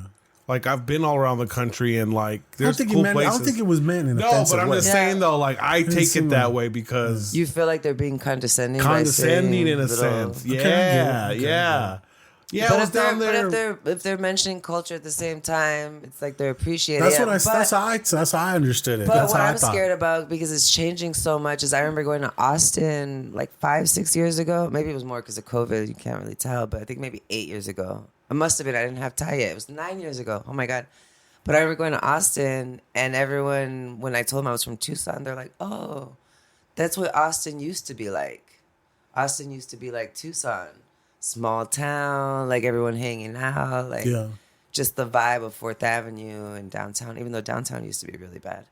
But I saw the way it was now, and I was like, I don't want Tucson to be like Austin. Like everything was so expensive, all the food truck culture. Yeah. I don't know. I feel like I hope or I pray or I wish that Tucson's people are strong enough to, I know I'm leaving, but to like stand the ground here, to be able to hold down that culture for longer than just like a museum, like, oh, we're cool, or we're some artifact, or come check us out because there's not much of this around anymore. It's like, come check us out because we resisted and we're strong, and we're not going to let these outside people, come in and like take up this space that's not theirs. I feel like there's been or a make lot. it inaccessible for the people for here, you know? Right. Which already is happening. It's it's been happening. Yeah. With the rise of rent. I feel like there's been a lot more eyes on Tucson ever since they got that like Tucson or the City of Gastronomy award thing. Yeah. There's definitely been a lot more people that are like, you know, wanting to come to Tucson and fucking check out Keaton mentioned it on, I don't know if it was the Tonight Show or somewhere. She mentioned it, I don't know, like 10 years ago. And she fucked up the economy in Barrio Viejo because she did buy some spots down there, right? Did you hear the story about that? Did she like took down like really old, nice fucking like they were like old older spots, right? Yeah, there's one spot right by where my son went to school, like right off of, I think it's St. Clair, or off of Main, like right by Main. It's like a couple streets off of Main. Right. But she saw this woman and her husband featured in a magazine for their house of how unique it was. And this night, it was a Tucson home. Yeah. She went and knocked on their door and was like, I want to buy your house. And these people in the article had said that they bought this home because they wanted to make it their forever home. And they made every detail the way that they wanted it because they were planning on living there forever. Yeah. And she would not leave them alone. Apparently, she offered them at one point $1 million cash, which the house wasn't worth that. And they weren't ever going to get that for it because it just wasn't the market then. Now, fuck yeah, you can't even get a house for less than that there. But she like bothered them, got the house for $1 million, fucking renovated the whole thing and flipped it. Didn't even buy it because she liked it or wanted her friends to come check it out and hang out or they made it so beautiful. She bought it because she fell in love with the way they made it and then just changed everything. Yeah, like, why do that? That's weird. What's and the then reasoning? changed the whole market in that area. Like after that, I was renting in Barrio Viejo. My rent was like $650 a month. After that, and the house was not even that great to be paying that much, but they wanted to charge me like almost $1,200, like 2 years later, 3 years later. And I was like, you guys are crazy. Like, it's not even worth that. They fixed some things and changed it. It's right there by La Pilita, by the tortilla spot. Yeah, what you were saying about Austin, I feel like the last time I talked to my tío that he lives outside of Boulder, but Boulder, he's always said like Boulder reminds him of Tucson because like a college town, right?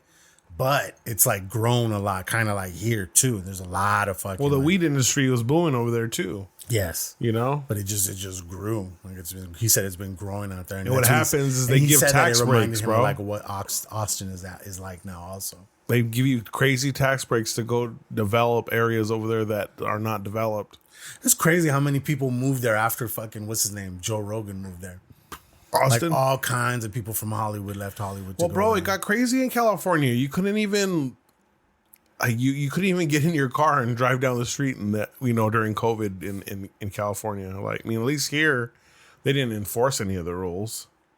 I'm not gonna lie to you, I was a little shook though, saying that if you were driving past a certain time and you didn't have a reason to be out, that they could arrest you, type of shit.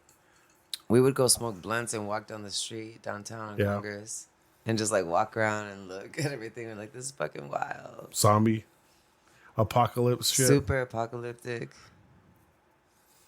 Right. And it's almost like it didn't happen. But it right? did. Yeah. Like, sweep it under the rug. We're good. You're here. Take this vaccine. You guys remember what we could do, right? You remember what we could do? Just a couple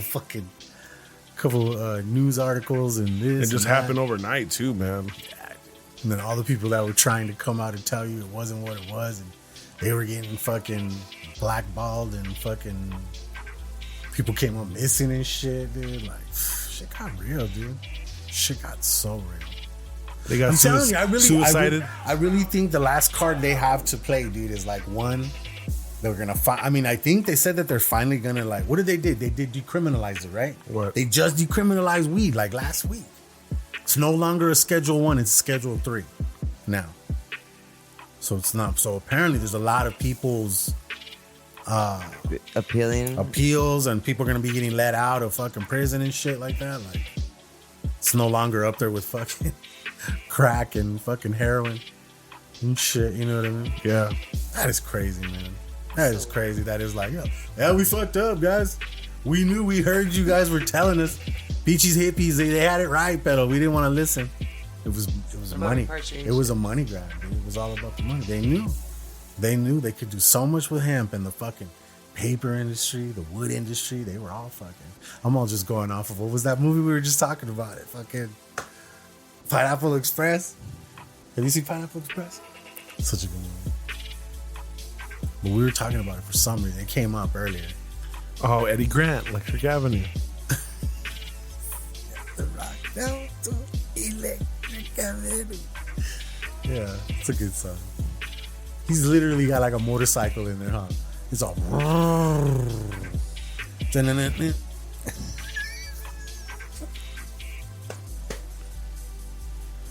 I love that fucker. What is your favorite like era of music? Probably have to say like the 80s. Me too. Mine too. I feel like in the 80s they wanted to try everything. Mm-hmm. They tried everything. They made sounds that never existed before. They fucking, they just did shit that nobody had heard of.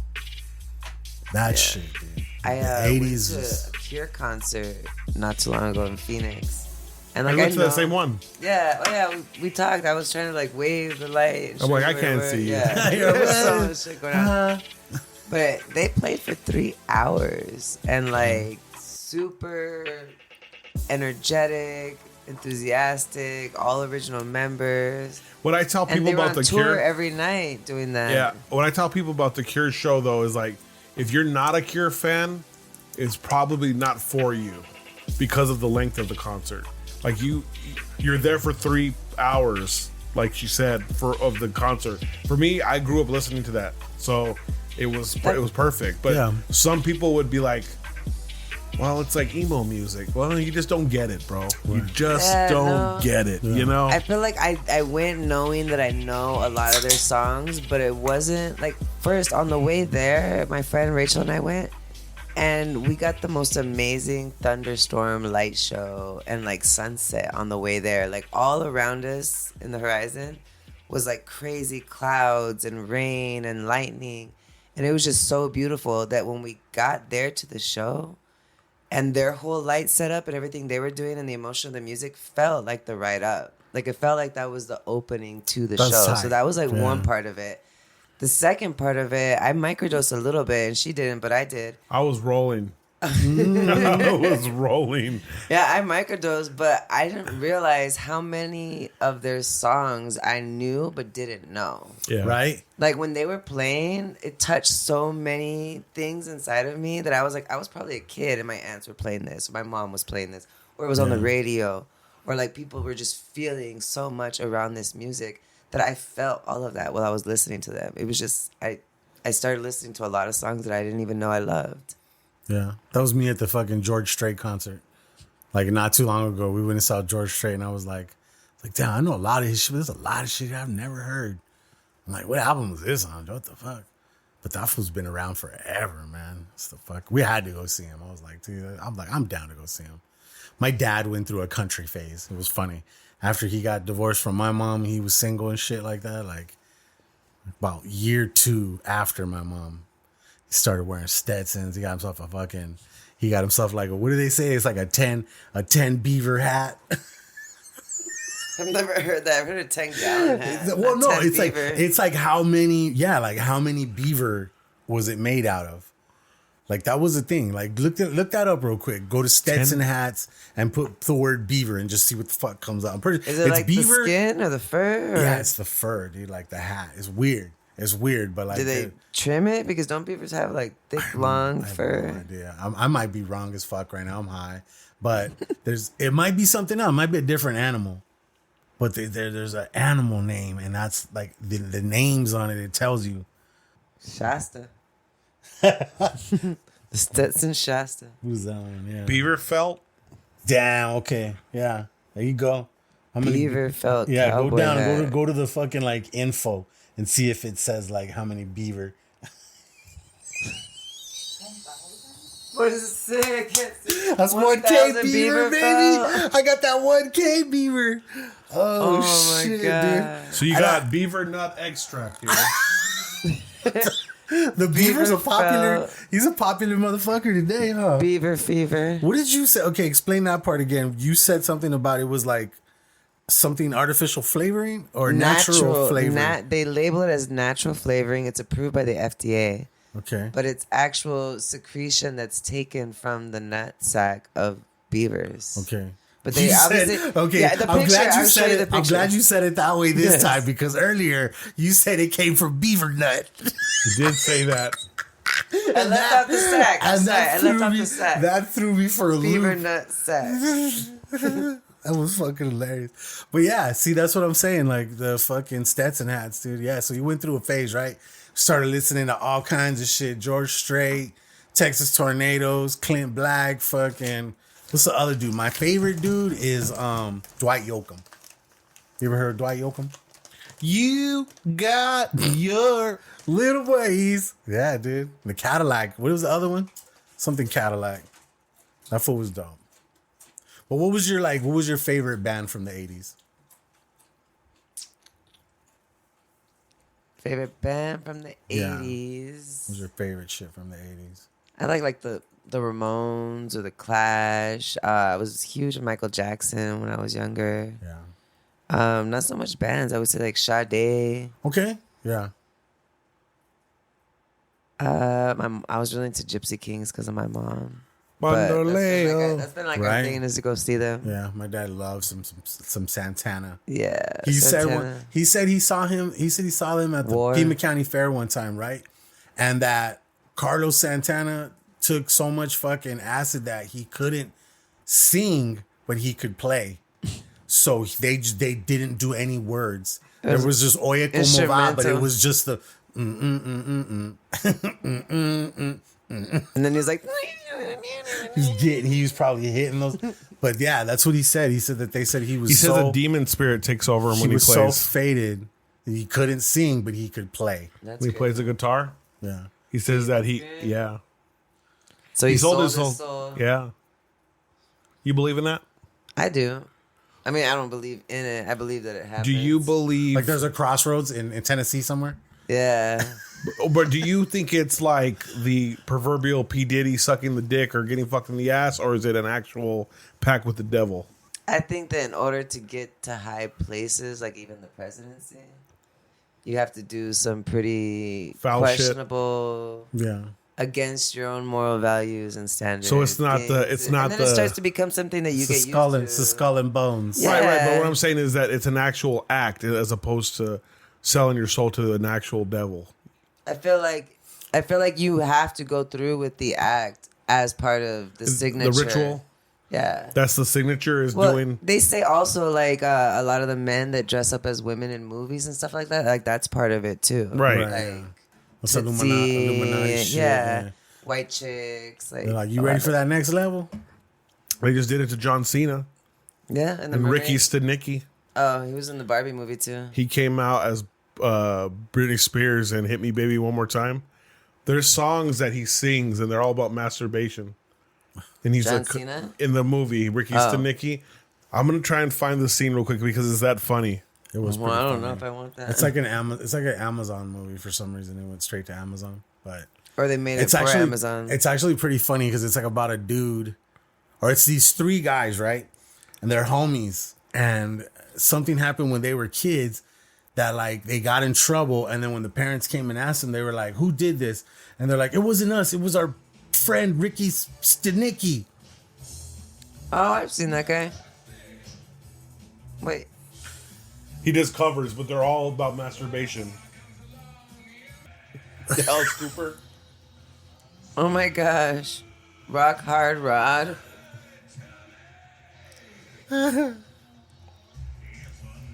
Billy Idol.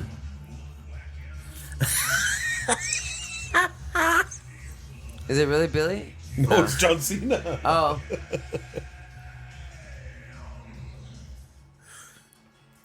This is the best one out of them all. Oh my gosh. But the gist of it is there's these three friends. There's these three friends, right? And when they got in trouble, they blamed it on their invisible friend named Ricky Stenicki, right? So then like they grow up And they've used him in multiple fucking things to go see like the World Series or go this and go there. But they say it's like, oh, our buddy Stanicki's getting like a testicle removed, so we gotta fucking see what's up. Yeah. So they've written down. It's called the Bible. They've written down everything that they've ever used, so that they don't ever double up on the shit, right? Well, one time they go to watch like this baseball game, and one of the dudes misses the fucking birth of his daughter. So the mom is like tripping. She's like, you can't fucking. She's like, I don't even think Ricky Stanicki's a real person, right? They're like, oh yeah? Well, then you need to bring him to the fucking bris like this weekend. I want to meet this motherfucker, right? So they run into John Cena in like, what is it? Jersey? Atlantic City. In Atlantic City, right? And he's like an actor. He does this crazy shit. For some reason, they got his name, his number, and they were like, let's fucking hire this guy to be Ricky Stanicki, okay? So he comes back to like where they're from. He studied that Bible to the T, though. And it's funny because like he catches them slipping. It's like, no, man, remember, I don't have both my balls. Like he fucking like, you guys forgot about that shit. It's in the Bible, right? It's a funny movie. It's pretty good. It wasn't like, I'd give it a 4. I'd give it a 3.5 out. I didn't finish watching the movie. I just wanted to watch the John Cena part. I might check it out. It's hilarious. But yeah, if you got the Amazon shit, it's on there. Fallout is something you need to watch. It's about a post-apocalyptic world where the nukes actually drop, and this company builds vaults with a bunch of people in there, and they repopulate the world. Well, certain colonies fail. These vaults fail, and they have to go to the surface, and they have to do a bunch of different stuff. But you're talking about not having any water. There's no animals walking around because of the nuclear bombs and all that stuff. That one's a really cool show. It's a show? It's based off a game, right? Yeah. It's based off of a game? Yeah. It's a game called Fallout. But, you know, I like my favorite band from the 80s is honestly The Cure or Depeche Mode. Yeah. Depeche Mode. One of the two. I think, dude, it is fucking crazy as it sounds. You know who I fucking love, listen to a lot? Fucking Duran Duran. Okay. They had some tight jams, dude. Like even as they like progressed, and then like I think they got rid of like one of their main dudes, and it was just 3 of them for a while. And then like right now they're like, I guess they're back together or some shit. But they've had some bangers like throughout the years. Save it for the morning after. That one's tight, dude. Like I'm telling you, like some of the sounds that they played with, different synthesizers, different fucking, like I think like what is it, like you run your guitar through like different like whammy bars or whatever, pedals and all that, different shit like that, dude. That's what I loved about the 80s, man. I think the 80s, they took a lot of like, they just tried different shit, you know. It was really fucking cool, man. But yeah, no, so much good shit came from the fucking movie. It's funny because one time I was driving in the car for a while. I think it was like 30-40 minutes. I don't know where I was going, but I was listening to the radio and they were playing like all these jams, like the song from Breakfast Club, and like all these songs, right? Yeah. And so I'm like jamming out in the car, and then they're like, man, they put so many good songs on. They're like, thanks for joining us for 80s, blah blah blah. This year or today's 80s is 1985, and so they're playing all the songs released on the year that I was born. Nice. And I'm like, that's so crazy that I was so into those songs, or I'm still into those songs, but I didn't realize that they were all released the year I was born. And so I love that they my do mom's that. belly or something, and maybe I was just like, I'm a big Madonna fan too. Madonna has some Madonna, like old Madonna, up to like 90. She freaks me 91. out now. She's really weird. Now, yes. She's been that weird for a Kabbalah little shit bit. fucked her up. Yeah. Ever since she pegged Guy Ritchie. Yeah. They were coming out of a store and they fucking had a fucking bag, but you could see it because of the flash, and it was like a fucking strap on. And I'm like, what would, Yeah, for sure. bro. I know we don't kink shame. Remember, what did I tell you? You never yuck somebody's yum. Yeah, no, okay. Never. Actually, I definitely need to take that advice because I've been yucking someone's yum lately.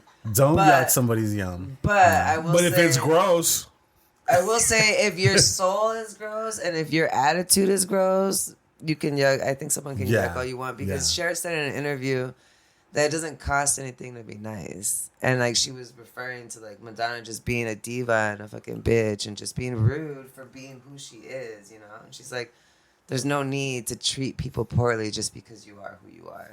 Right. And so I feel like that goes a long way. Kindness goes a long way. And if like you're gonna be a fucking asshole and not even that great, I mean, she's fucking amazing, but like by being an asshole, it makes her amazingness like. Well, Lucky less Star than. is just a classic. Yeah. What? Lucky Star from fucking Madonna. Okay. Once you hear that beat come on, you just start fucking moving your shoulders and shit. You must be my lucky star. I feel like I have like shoulder pads, like padded ones from the 80s, you know? Right. I like La Isla Hoop Bonita. earrings. La Isla Bonita is one of my favorites. Like fucking teased hair, you know, like fucking crazy volume. The sun will set someday, ring through my eyes and through my Yeah, Spanish love. Shit, some good shit. But yeah, you're right. I remember Michael seeing, Jackson what's was that good one shit too, with the 80s. Like a Prayer on MTV? Oh, I yeah. remember seeing that shit. I was like, wow. What was that Human Nature one? Yeah. It's human nature. The video, she's wearing like all that black latex or like whatever it is. Like it's all white in the We background. talked about that one time, like back in the day when they had like new videos. You remember coming Bedtime out. Stories? Remember there was like the album? They would have like Sundays, and it's like, oh, Sunday at 7. Madonna's releasing all a the new videos album. at Tune 7 in, p.m. blah blah blah, and shit. Michael Jackson was the king of them shits. He's the best. He fucking beat, but then he went overboard. I think he went overboard on Black and White when he started breaking up the car and fucking like that. It was a little extra. It was a little extra. I don't think he needed to do that. I don't know why he did it. I get it. I'm appreciative of it, but it was kind of why. You know, it was kind of why. I'll take it. I like On the Shelf. Is that which one it is? The. Oh yeah. No, that's Off the Wall. Off the Wall. Yeah, Off the Wall. Yeah. That one. That's one of my favorites. That one, like. Yeah, just the it intro hits. to that. Just the intro to that Party one. people, night and day.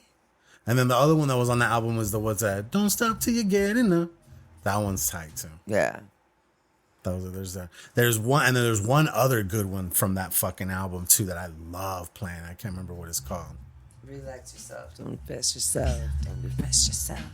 That's off the Bedtime Story album. Oh, okay. I didn't know that's what the album was called. I should know that song. Human Nature. Okay, so yeah, I mean, there's a Michael Jackson Human Nature song that kind of has that same kind of music, like the same You kind know of clip. what fucking came up? I'm sorry to cut you off, but I'm so sad because we're out literally talking about Michael Jackson, and it popped up today about how fucking Paul McCartney told Michael Jackson, he's like, in a couple years, I'm going to get ready to buy the Beatles catalog back. And then fucking Michael Jackson went and outbid him for this shit, dude. And he was just like, come on, Paul, it's just business, bro.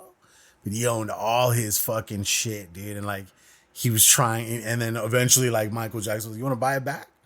He's like, it's going to be this one. He's like, dude, you didn't even pay that much, motherfucker. Like, what the fuck, dude?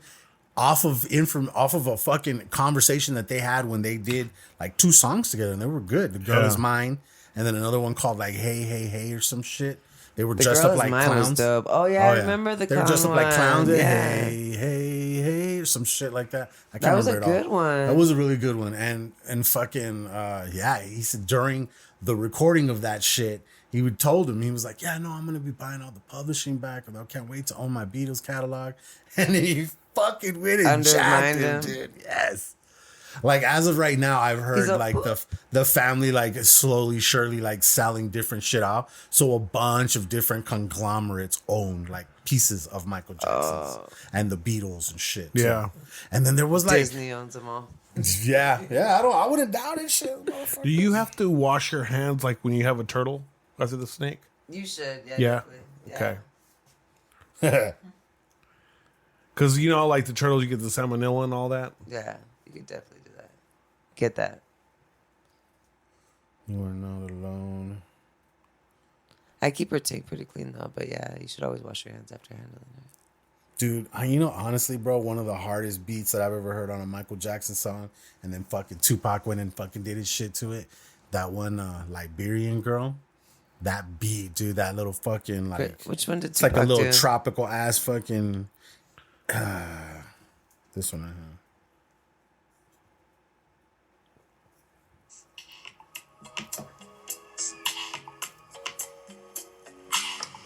You remember this song? Yeah. Tupac did one called, I think it was like To My Unborn Child. I think that's what he called this one. Then it was called To My Unborn Child. But that fucking song, such a beautiful song. Rock With You, The Girl Is Mine. There was one more on that fucking album that was really, what was that really one that he did with Off the Chris Wall. Tucker? Is that The Girl Is Oh, Mine? yeah. No, that You Rock was My World. You Rock My World. I like that Invincible album. It had butterflies on it. Oh, this one. This is on it's the Off the Wall album. This one right here. This is my alarm when I wake up in the morning. Oh yeah, there's a drum and bass version of this help one. it if I wanted to. This shit. There's a lot of remixes of this beat. Really? I don't wanna rush. I gotta fucking. I wanna hear that shit. Yeah, there's a girl that sings. I part love of this. this. I The love Break that It Down. song. Was that Human Nature? Or or not Human Nature, but there's another one. The Break It Down. There's a lot of people that use that. Yeah, but that's I have that as like my alarm when I wake up in the morning because it's like such a soft beat to wake you up in the morning. You put something crazy like fucking startles you and shit, dude. That's heart attack shit. You know what I mean? So I'm like trying to be like what Relax is it? into the wake. Your royal penis is clean, Your Highness. Like how they fucking started Coming with to like America? yeah, Coming to America and shit. They started playing like with some. That fucking nice, gentle shit. Then they open the blinds all slowly. Put the light in. Did you see the second one? I did. Were you as disappointed as I was?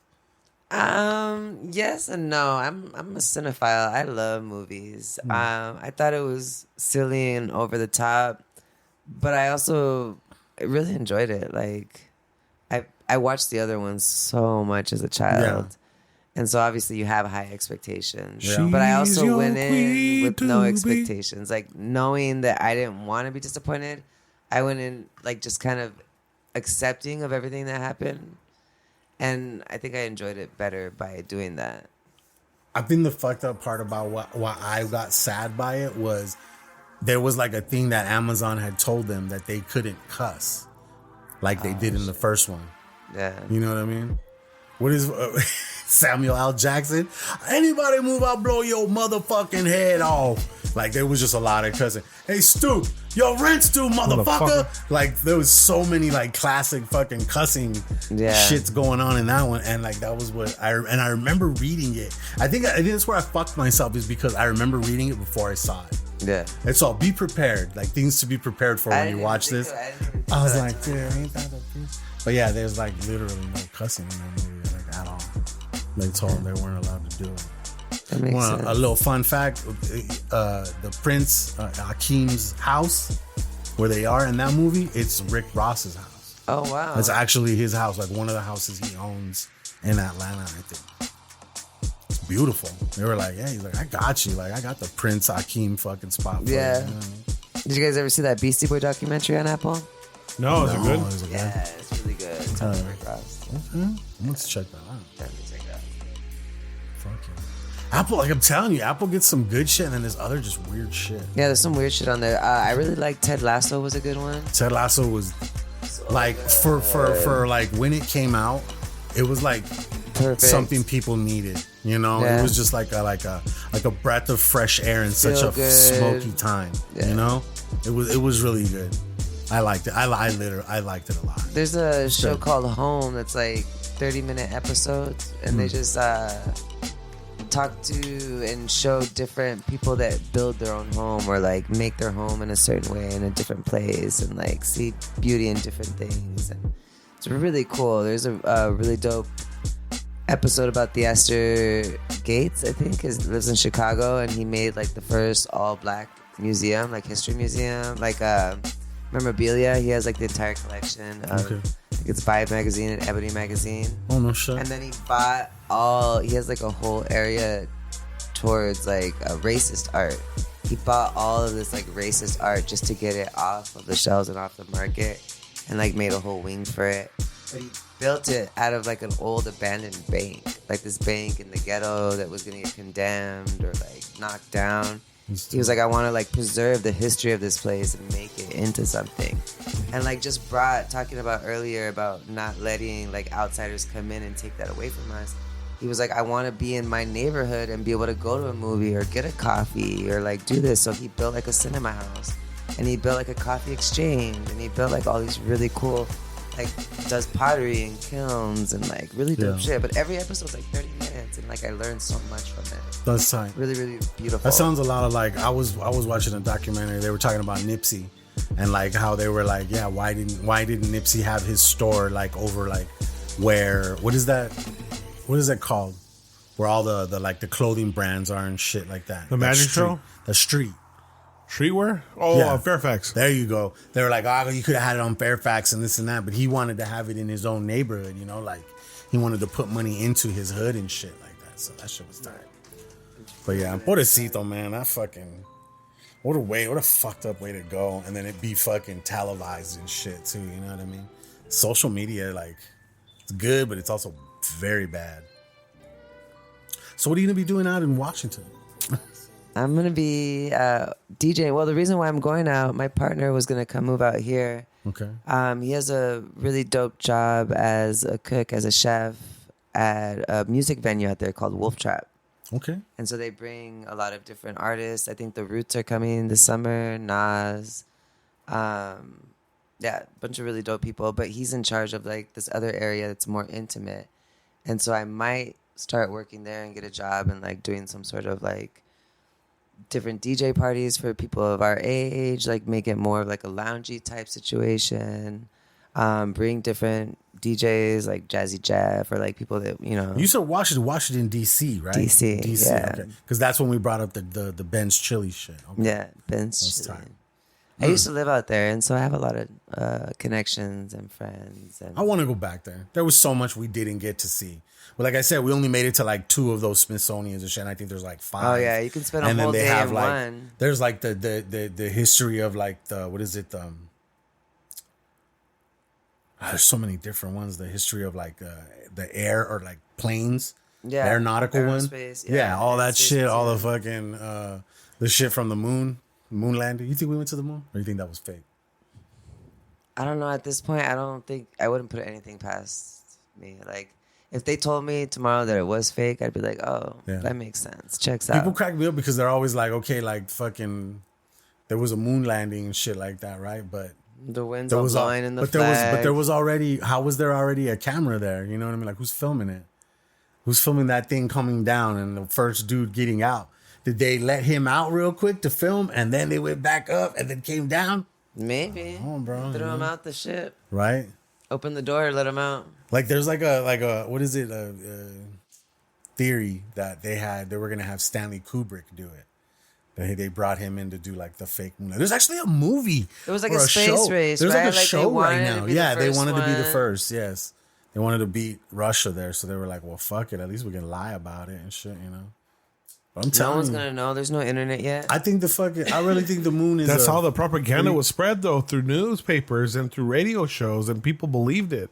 It's crazy that there's a lot of boomers still believing that. It was on TV. It was televised. Live. Well, that's what I'm saying, though. Like, you could fucking fake a fucking moon landing back then. Now it's kind of like there's too many questions being asked. Is there though? Because like now they're doing all the AI images. Yeah. And it's like, how do you know I guess the what's real fakes and are what's getting not that real? shit's getting out of hand for real. I Well, mean, the Project Bluebeam is something that bothers me. They're gonna fake an alien attack to control us all. That was what I was getting to. I was like, that's literally what the last card that they have to play. You know, like we went through COVID and shit. Now they're gonna tell us that aliens definitely are real. What about the Aurora Borealis and everyone's seeing the lights and shit all over? Did you see that? Did you see that shit from there? I didn't. We tried to take a couple pictures and it didn't look some good. Photographer. Oh yeah, I know that people was crazy. I know that it happened, but like, how is everyone just like, oh, that's so cool that it reached over here? Like, that's not normal. Nobody's questioning it. Oh yeah. A homie of ours, Adrian, showed us what is it called? HARP. I forget what it stands for. It's an acronym for something, but they basically were doing testing and stuff. Forget exactly what it was, but it's some crazy ass weird testing.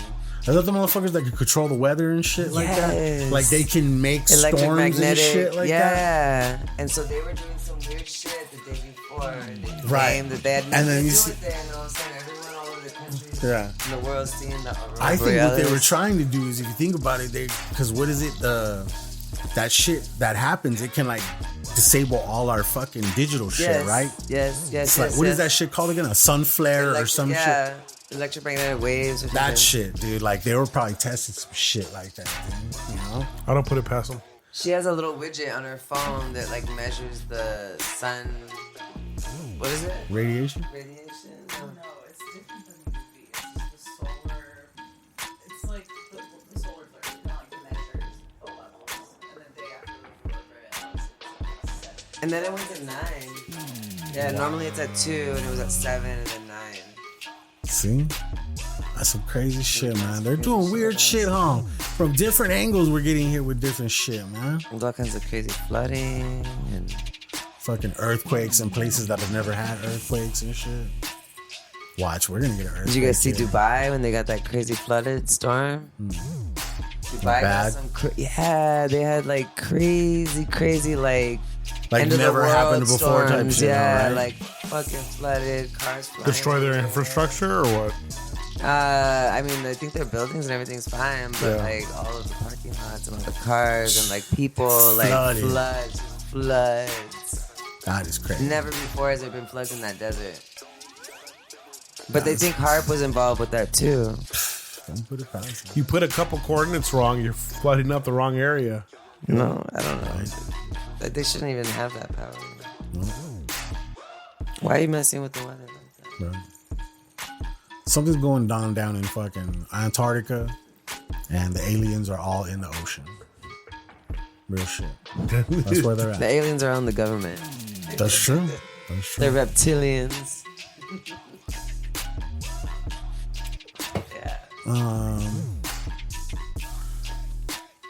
So you're excited? You excited to move to Washington? I am. I'm excited to take a little break. I moved back. I was in Washington for a while. I moved back from Mexico, but before that, I was in DC. In 2012 to Tucson, so it's been more than 10 years. Okay. And been doing a lot of stuff at the restaurant, a lot of stuff DJing. But I feel like I need a little break for my son and I, just like do a little stability and spend some time out there, and then the three of us are gonna come back and maybe open up. I want to open up some sort of like music venue out here. I want it to be like THC friendly, so maybe no alcohol, but having like some really dope ass mocktails and like really cool tapas and food. Dude, there's a spot in Phoenix. It's literally called the High Lounge, and that's what they do. They bring in different like sponsors each week, and they just smoke the place out. Yeah, I'm like, that's fucking awesome, dude. Different chefs come through and different menus, dude. and different DJs. Yeah. We tried some weed banana bread last week. Wasn't that bad? My lady made it. Yeah, I was just gonna say, I remember you talking about that. My lady made it, and fucking it's funny because he called me, and I was kind of like waking up from a nap. He was out of it, and I was like, bro, this banana bread's got me, dude. But I ate like a third of the piece. And we were at like yours. I think that night you took like maybe like a quarter of it, right? So then the other third or 2/3 that you had left, or 3/4 you had left. Bad math. The 3/4 you had left. Okay, how did you finish it? I just like after a while I just kept on like just biting it off the loaf. So like, but did you eat it all in one swoop? Oh no, there's still a little bit left, like a small amount, but okay. But the thing is, I've just been so too long. Banana bread's got like a 5-day shelf life. I've been high so fucking I've been so fucking high for the past 3-4 days, like edibles, dabs, fucking joints, blunts, like it's. You took a break for a while too, didn't you? I did. How long was your break? Dude. How long was that? Like 3 months? That's hard. I mean, thinking about it for me. I mean, yeah, I didn't do it. You know, the weed wasn't getting me high anymore. That was the problem. Okay. And I didn't want to graduate to another substance, you know? I didn't want to be like chasing the dragon and shit. So for me, it was just like take a step back. And I did. I can tell now that the dabs are something that I need to like relax on too. Probably like once or twice a month, if that. Yeah. Because I don't have the energy. Like I'm tired all the fucking time. Like I could crash all fucking day on that shit. I'm telling you, that's why, because you go after them indicas and shit. Yeah. I keep telling you, come to the dark side, come to the sativa. The thing is, if I'm not gonna fucking feel like No, in the couch. Yeah, like what I am I like doing all it? those Why am I doing sensitivities. it? Why am I doing it if I'm not feeling that crazy buzz? Like Productive. like Girl Scout cookies and fucking like what is it, sour diesel, dude. If I get some of those, man, I'm like, I like the sound. I love doing like work when I'm on them shits. Like if I'm working on somebody's logo or somebody's website, dude, I just come up with some crazy shit. Especially on Girl creative Scout spark. cookies. Yes, it opens up folders that I didn't know could be opened. You know, I'm just like wow. tapping Why did I into, never like- think? Why did I never think to do that? You know what I mean? Like doing different blending modes and different fucking just simple shit that gives you just crazy fucking results. You know, I love that shit. That's why I love the fucking weed shit. You know what I mean? It's just that weed's enhancing for me. Right? It makes everything better, man. How was it your first time smoking after 4 months? Not like this. It wasn't like this, like awakening moment or anything like that. It was just like You really stoned though? Oh yeah. He's like, guess who's back again. Yeah. Century's back. Tell your weed friends. I went when I first got back. I was just smoking flower because I was like, I don't need to get dabs. I don't need to get any extracts. So let's just go flower. But then you start smoking flower on a regular basis, and it's like I need a little more. And You gotta have a plug. I do have a plug. I just don't want to drive all the way out to the casino. Yeah. I'm lazy. These dudes, I can't wait to see this fool again because he said he's got a bag for me. Okay. He's like, I got you. He's like, you're gonna be set for like a month or so. I'm like, I smoke a lot. He's like, no, you're good. He's like, yeah. How's your son feel about moving to DC? He's excited. Yeah. Yeah. I mean, the other day he did tell me that he wants to go to school like the school that he's at now. And he goes to a really dope bilingual school, and I'm trying to find one for him out there. There are bilingual schools out there, but I know it's not going to be the same because it's Tucson. You can't find a Tucson school in Northern Virginia. But I told him, you can always come back, and there's going to be some dope experiences, and he's really, really funny, and like he doesn't want to do acting, but he said he's down to like sing or like, do music, or I think he'd be really good at stand-up. He's hilarious.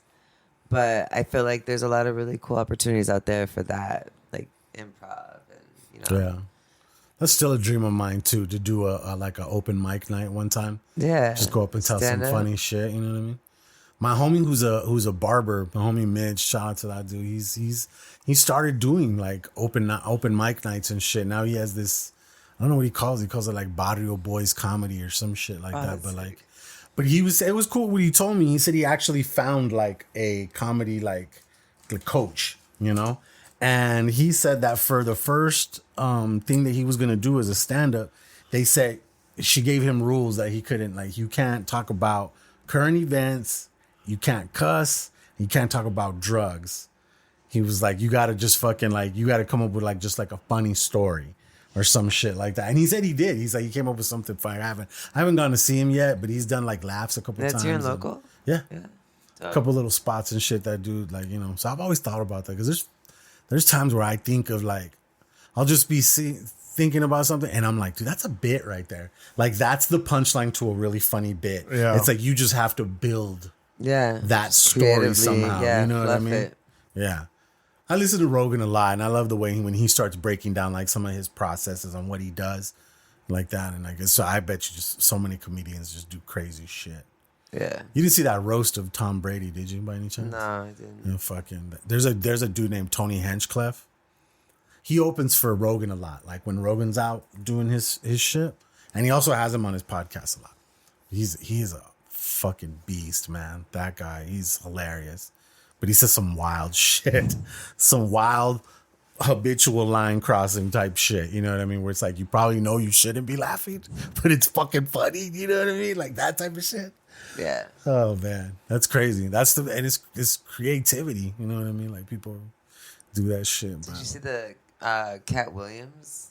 I haven't. I've been wanting to watch that. I heard it was good. That one's really good. I heard it was good. We watched something else that Rebel Moon shit. And it was kind of whack. I didn't like it. It's like a knockoff Star Wars type shit. You know? Yeah. Skip it. But Sports, man. Me and this dude went to a baseball game today. Yeah, we went to the Reds game. It was pretty fun. It was fun. Who won? Diamondbacks did. The ninth inning, they had a walk-off. Yeah. They did all right. Yeah, I met another DJ friend up there. He had followed me on Instagram a while back, and then, I followed him back, and he DJs the Cardinals, the Diamondbacks. He's going to do the U of A this next year. So I told him, whenever you're in town, bro, pull up to Highwire, man, and come say hello. And I posted that I got tickets, and he was like, yo, come find me at the game. So I went and said hello to him. We just chopped it up for a little bit, but He's in his little DJ booth. trying to know, it was in center field. Yeah. Oh, wow. It was tight. They had like this like little, almost like kind of like a gated off spot, but it was kind of open. And then like when he went and did that, we got to watch like the last inning from that little vantage point right there. It was tight. It was tight. Nobody said nothing. They were cool. It was like one of them clubs you got to be like in the Lexus Club or some shit like that. But it was tight. It was a cool little spot. We literally caught like the last. It's an early game. Yeah. 12:40 was the first pitch. Yeah. Yeah. But we didn't get in there for a little bit, huh? Like after, because we stopped at the fucking dispensary and shit. Yeah. That was good.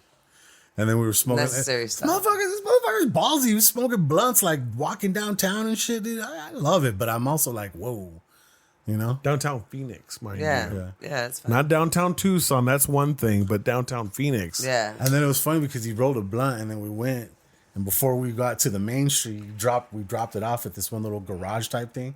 And on the way out, we saw that garage thing, and it was like, you think it's there? I was like, fuck it, pull up. It was still there. Got it. We smoked it on the way to go eat at Los Taquitos and shit. Fuck yeah.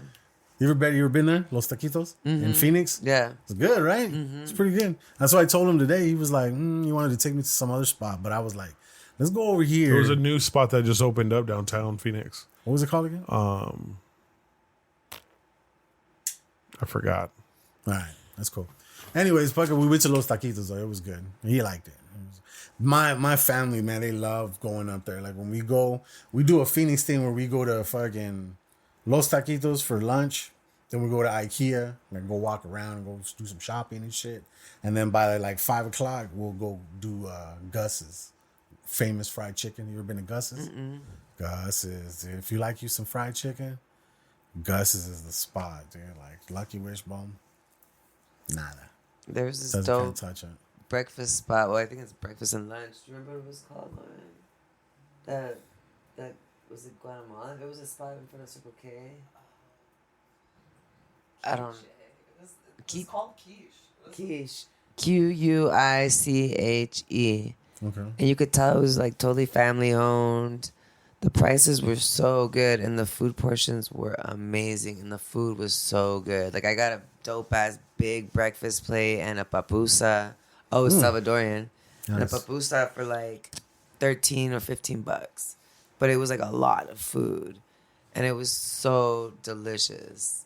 I would have paid so much more for that food. Like I paid for more for less quality, and yeah, I would definitely recommend like finding little spots like that are mom and pop. We found a breakfast spot up there that actually had like a live DJ playing. Oh wow! Like up there, and it was like cool. It was like graffiti and shit. It had like kind of like a hood vibe, but it was like really nice. It was really good. It was really good. Like they had like bomb ass eggs Benedicts and shit, and they made really good margaritas.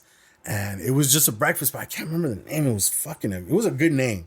It was a great play on fucking shit. I don't know, High Noon or something like that. Something that had to do with eggs or fucking not over easy. But it was dope. And they had an actual live DJ, and he was playing fucking jams and shit, dude. And I was like, I feel like I'm the only one that appreciates this fool in here. And he had a little tip jar and shit. And I went up there. I was like, bro, I'm gonna fucking just give you a little tip, dude. I was like, you made my breakfast fucking fun. I know that makes a big difference. Yeah. Fuck, I can't remember what it's called. It's like something toast or some shit. But I'll put it in the show notes for anybody that's like wondering. It's nice. It's in Phoenix and shit too.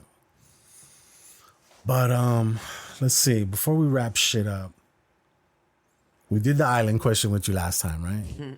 Did we do the island question? Yeah, okay, island question. Okay, we did the island question. So then basically just I'm not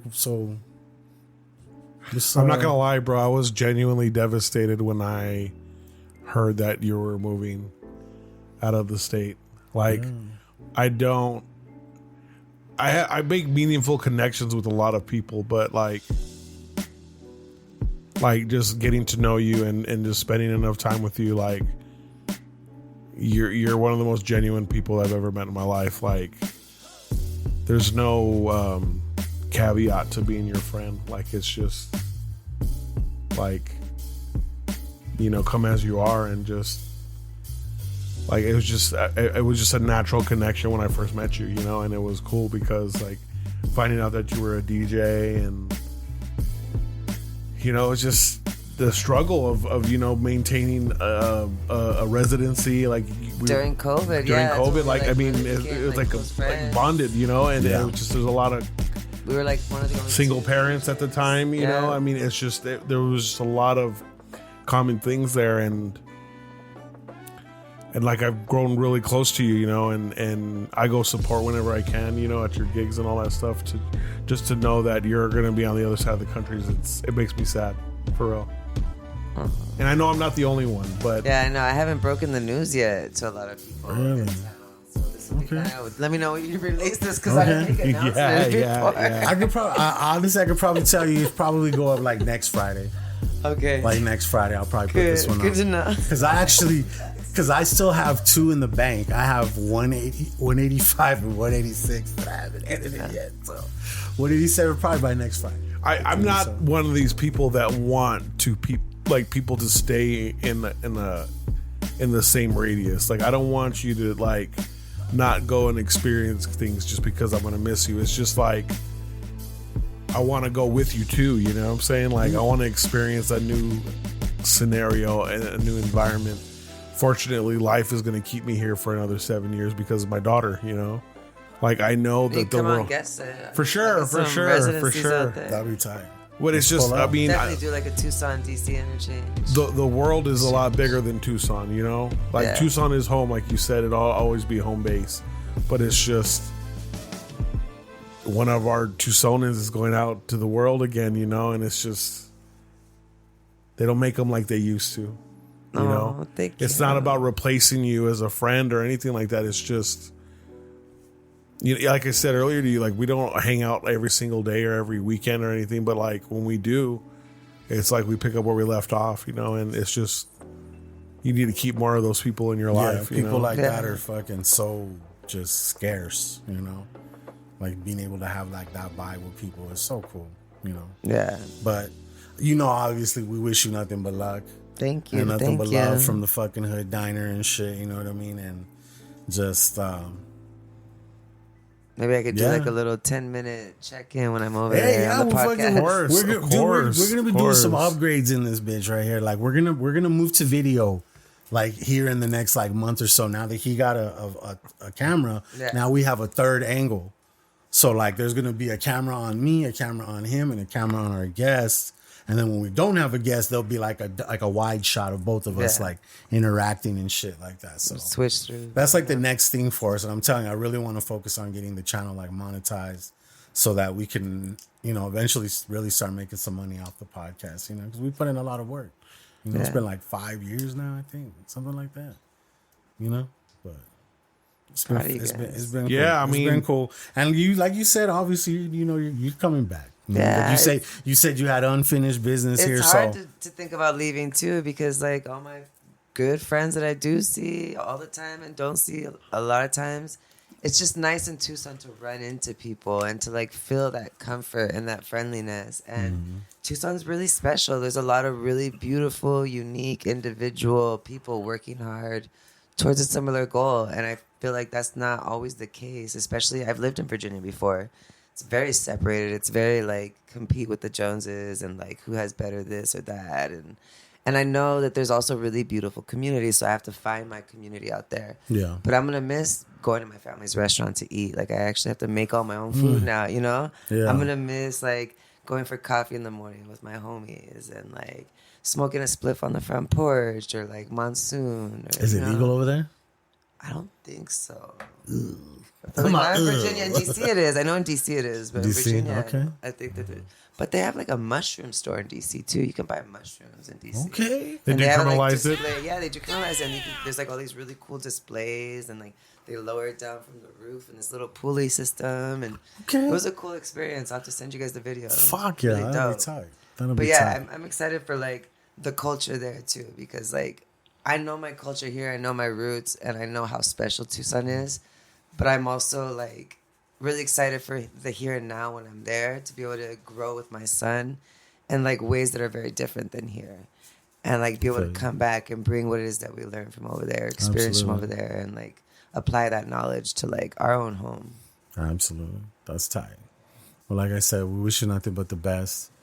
And we can't wait to have you back here so you can tell us all about it. Thank you. You know what I'm saying? But if you guys miss me, go to La Indita, 722 North Stone. Yeah. Right? Go visit my mom, tell her you miss me. We'll go eat there, and then we'll like FaceTime you and be like, hey. Yeah. I will go over there and tell her I miss you every single day if that gets you back sooner. Yeah. I feel like Tucson, it is hard, and like it's hard to know that I've done a lot in the spaces that I have done them, like the music spaces, or like people asking me, where you play next? Where are you going to be? I want to go see you. It's not the same. It is hard to know that I'm going to leave that kind of like void of that energy. But I also know that it's very important to take time for myself. And I gave a lot of myself during COVID. And I gave a lot of myself for the restaurant with my son, which my son, no questions asked, I'll do that any day, every day.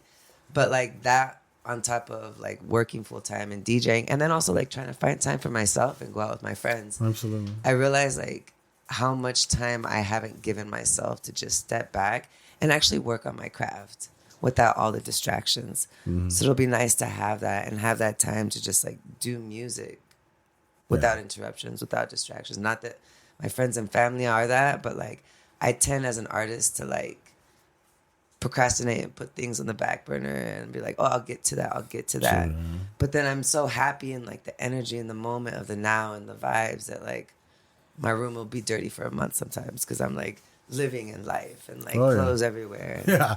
Because I just want to be in like, I don't want to spend so much time doing that when I could be having these kind of interactions, you know? Yep.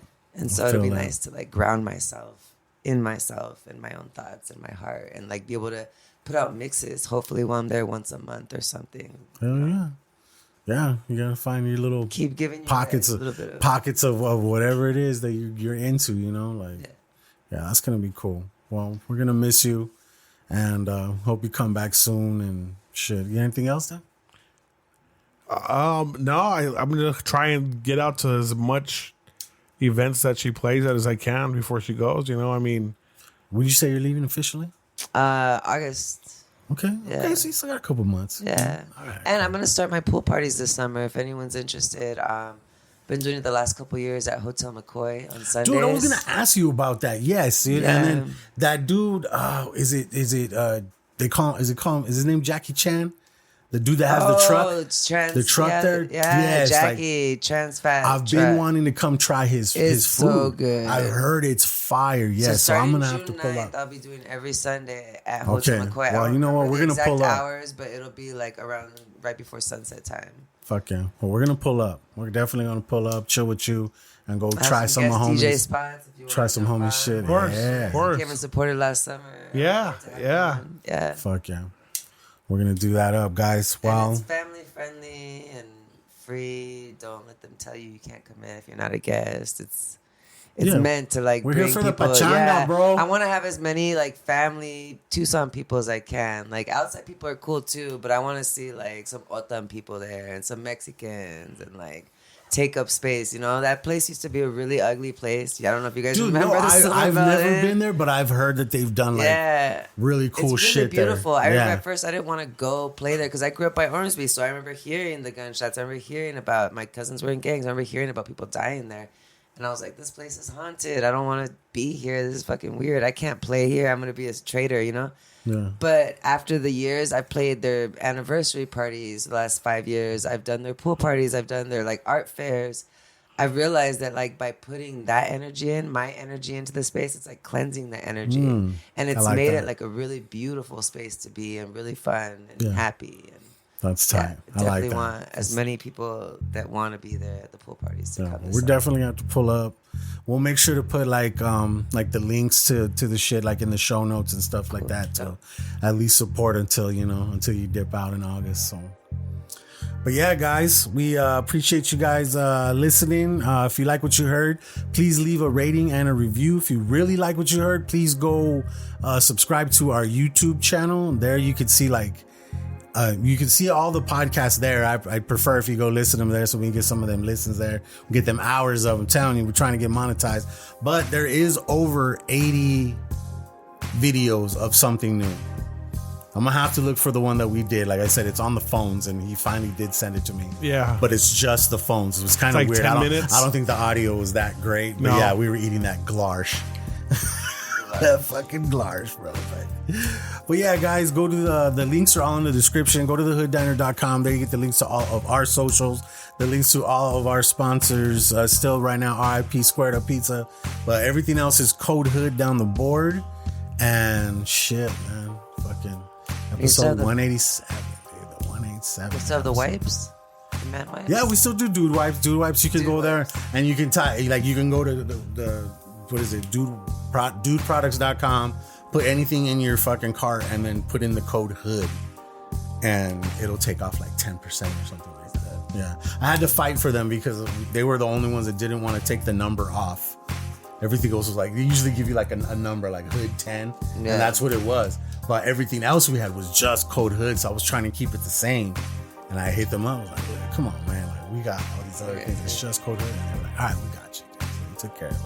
It was tight. I'm telling you, this is pre-affiliate marketing fucking buttons and shit. Like now anybody can go there and be like, oh, we're sponsored by Dude Wipes, you know what I'm saying? But it's like, they didn't do it the way we did. Yeah, you know? you actually like, we made fucking the actually went in there and made connections and fucking shit was tight, dude. So yeah, thank God they're still there. I'm trying to get these weed homies to sponsor us and shit like that.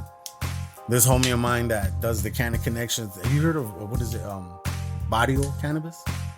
Heard the name? No, is it connected to Roadrunner Cannabis? I don't know if it's connected. It might be, but it's a brand, and apparently internally, I don't know what happened, but this homie of mine bought it. Like he took over it. So I'm gonna help him like with some of that shit like that. But I'm trying to get him to like let us say like we're sponsored by them, and then every week we can try like a different strain. Like always, you know, that's all we want is just hook us up with like a pre-roll. Yeah. And then me and this fool would do a little video outside, fucking smoking it, and give like a rating on a review, kind of like the something new and shit. Yeah. With just a different fucking avenue. Different flavor. Yeah, you know, stack fucking mad work up for me, but I don't give a fuck. I'll do it all. I love that shit. But you know what? That would be tight. What if we gave that to you? You could start editing that part. Since I do the something new videos, you can do the weed reviews. I'm with it. You know what I'm saying? Put them shits together and shit. The flavor savers. The flavor savers? Yeah, you're savoring the flavors. Yeah. Savor flavor. I had a whole different idea in my head, but well, if we use flavor savers, we're gonna give you some credit, okay? Promise. Yes. Episode 187, guys. We'll see you guys in the next one, okay? Peace. Everybody, peace. Some good ass weed.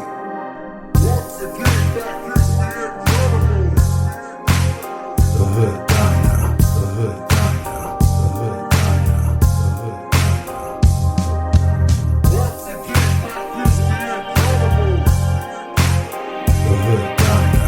Hood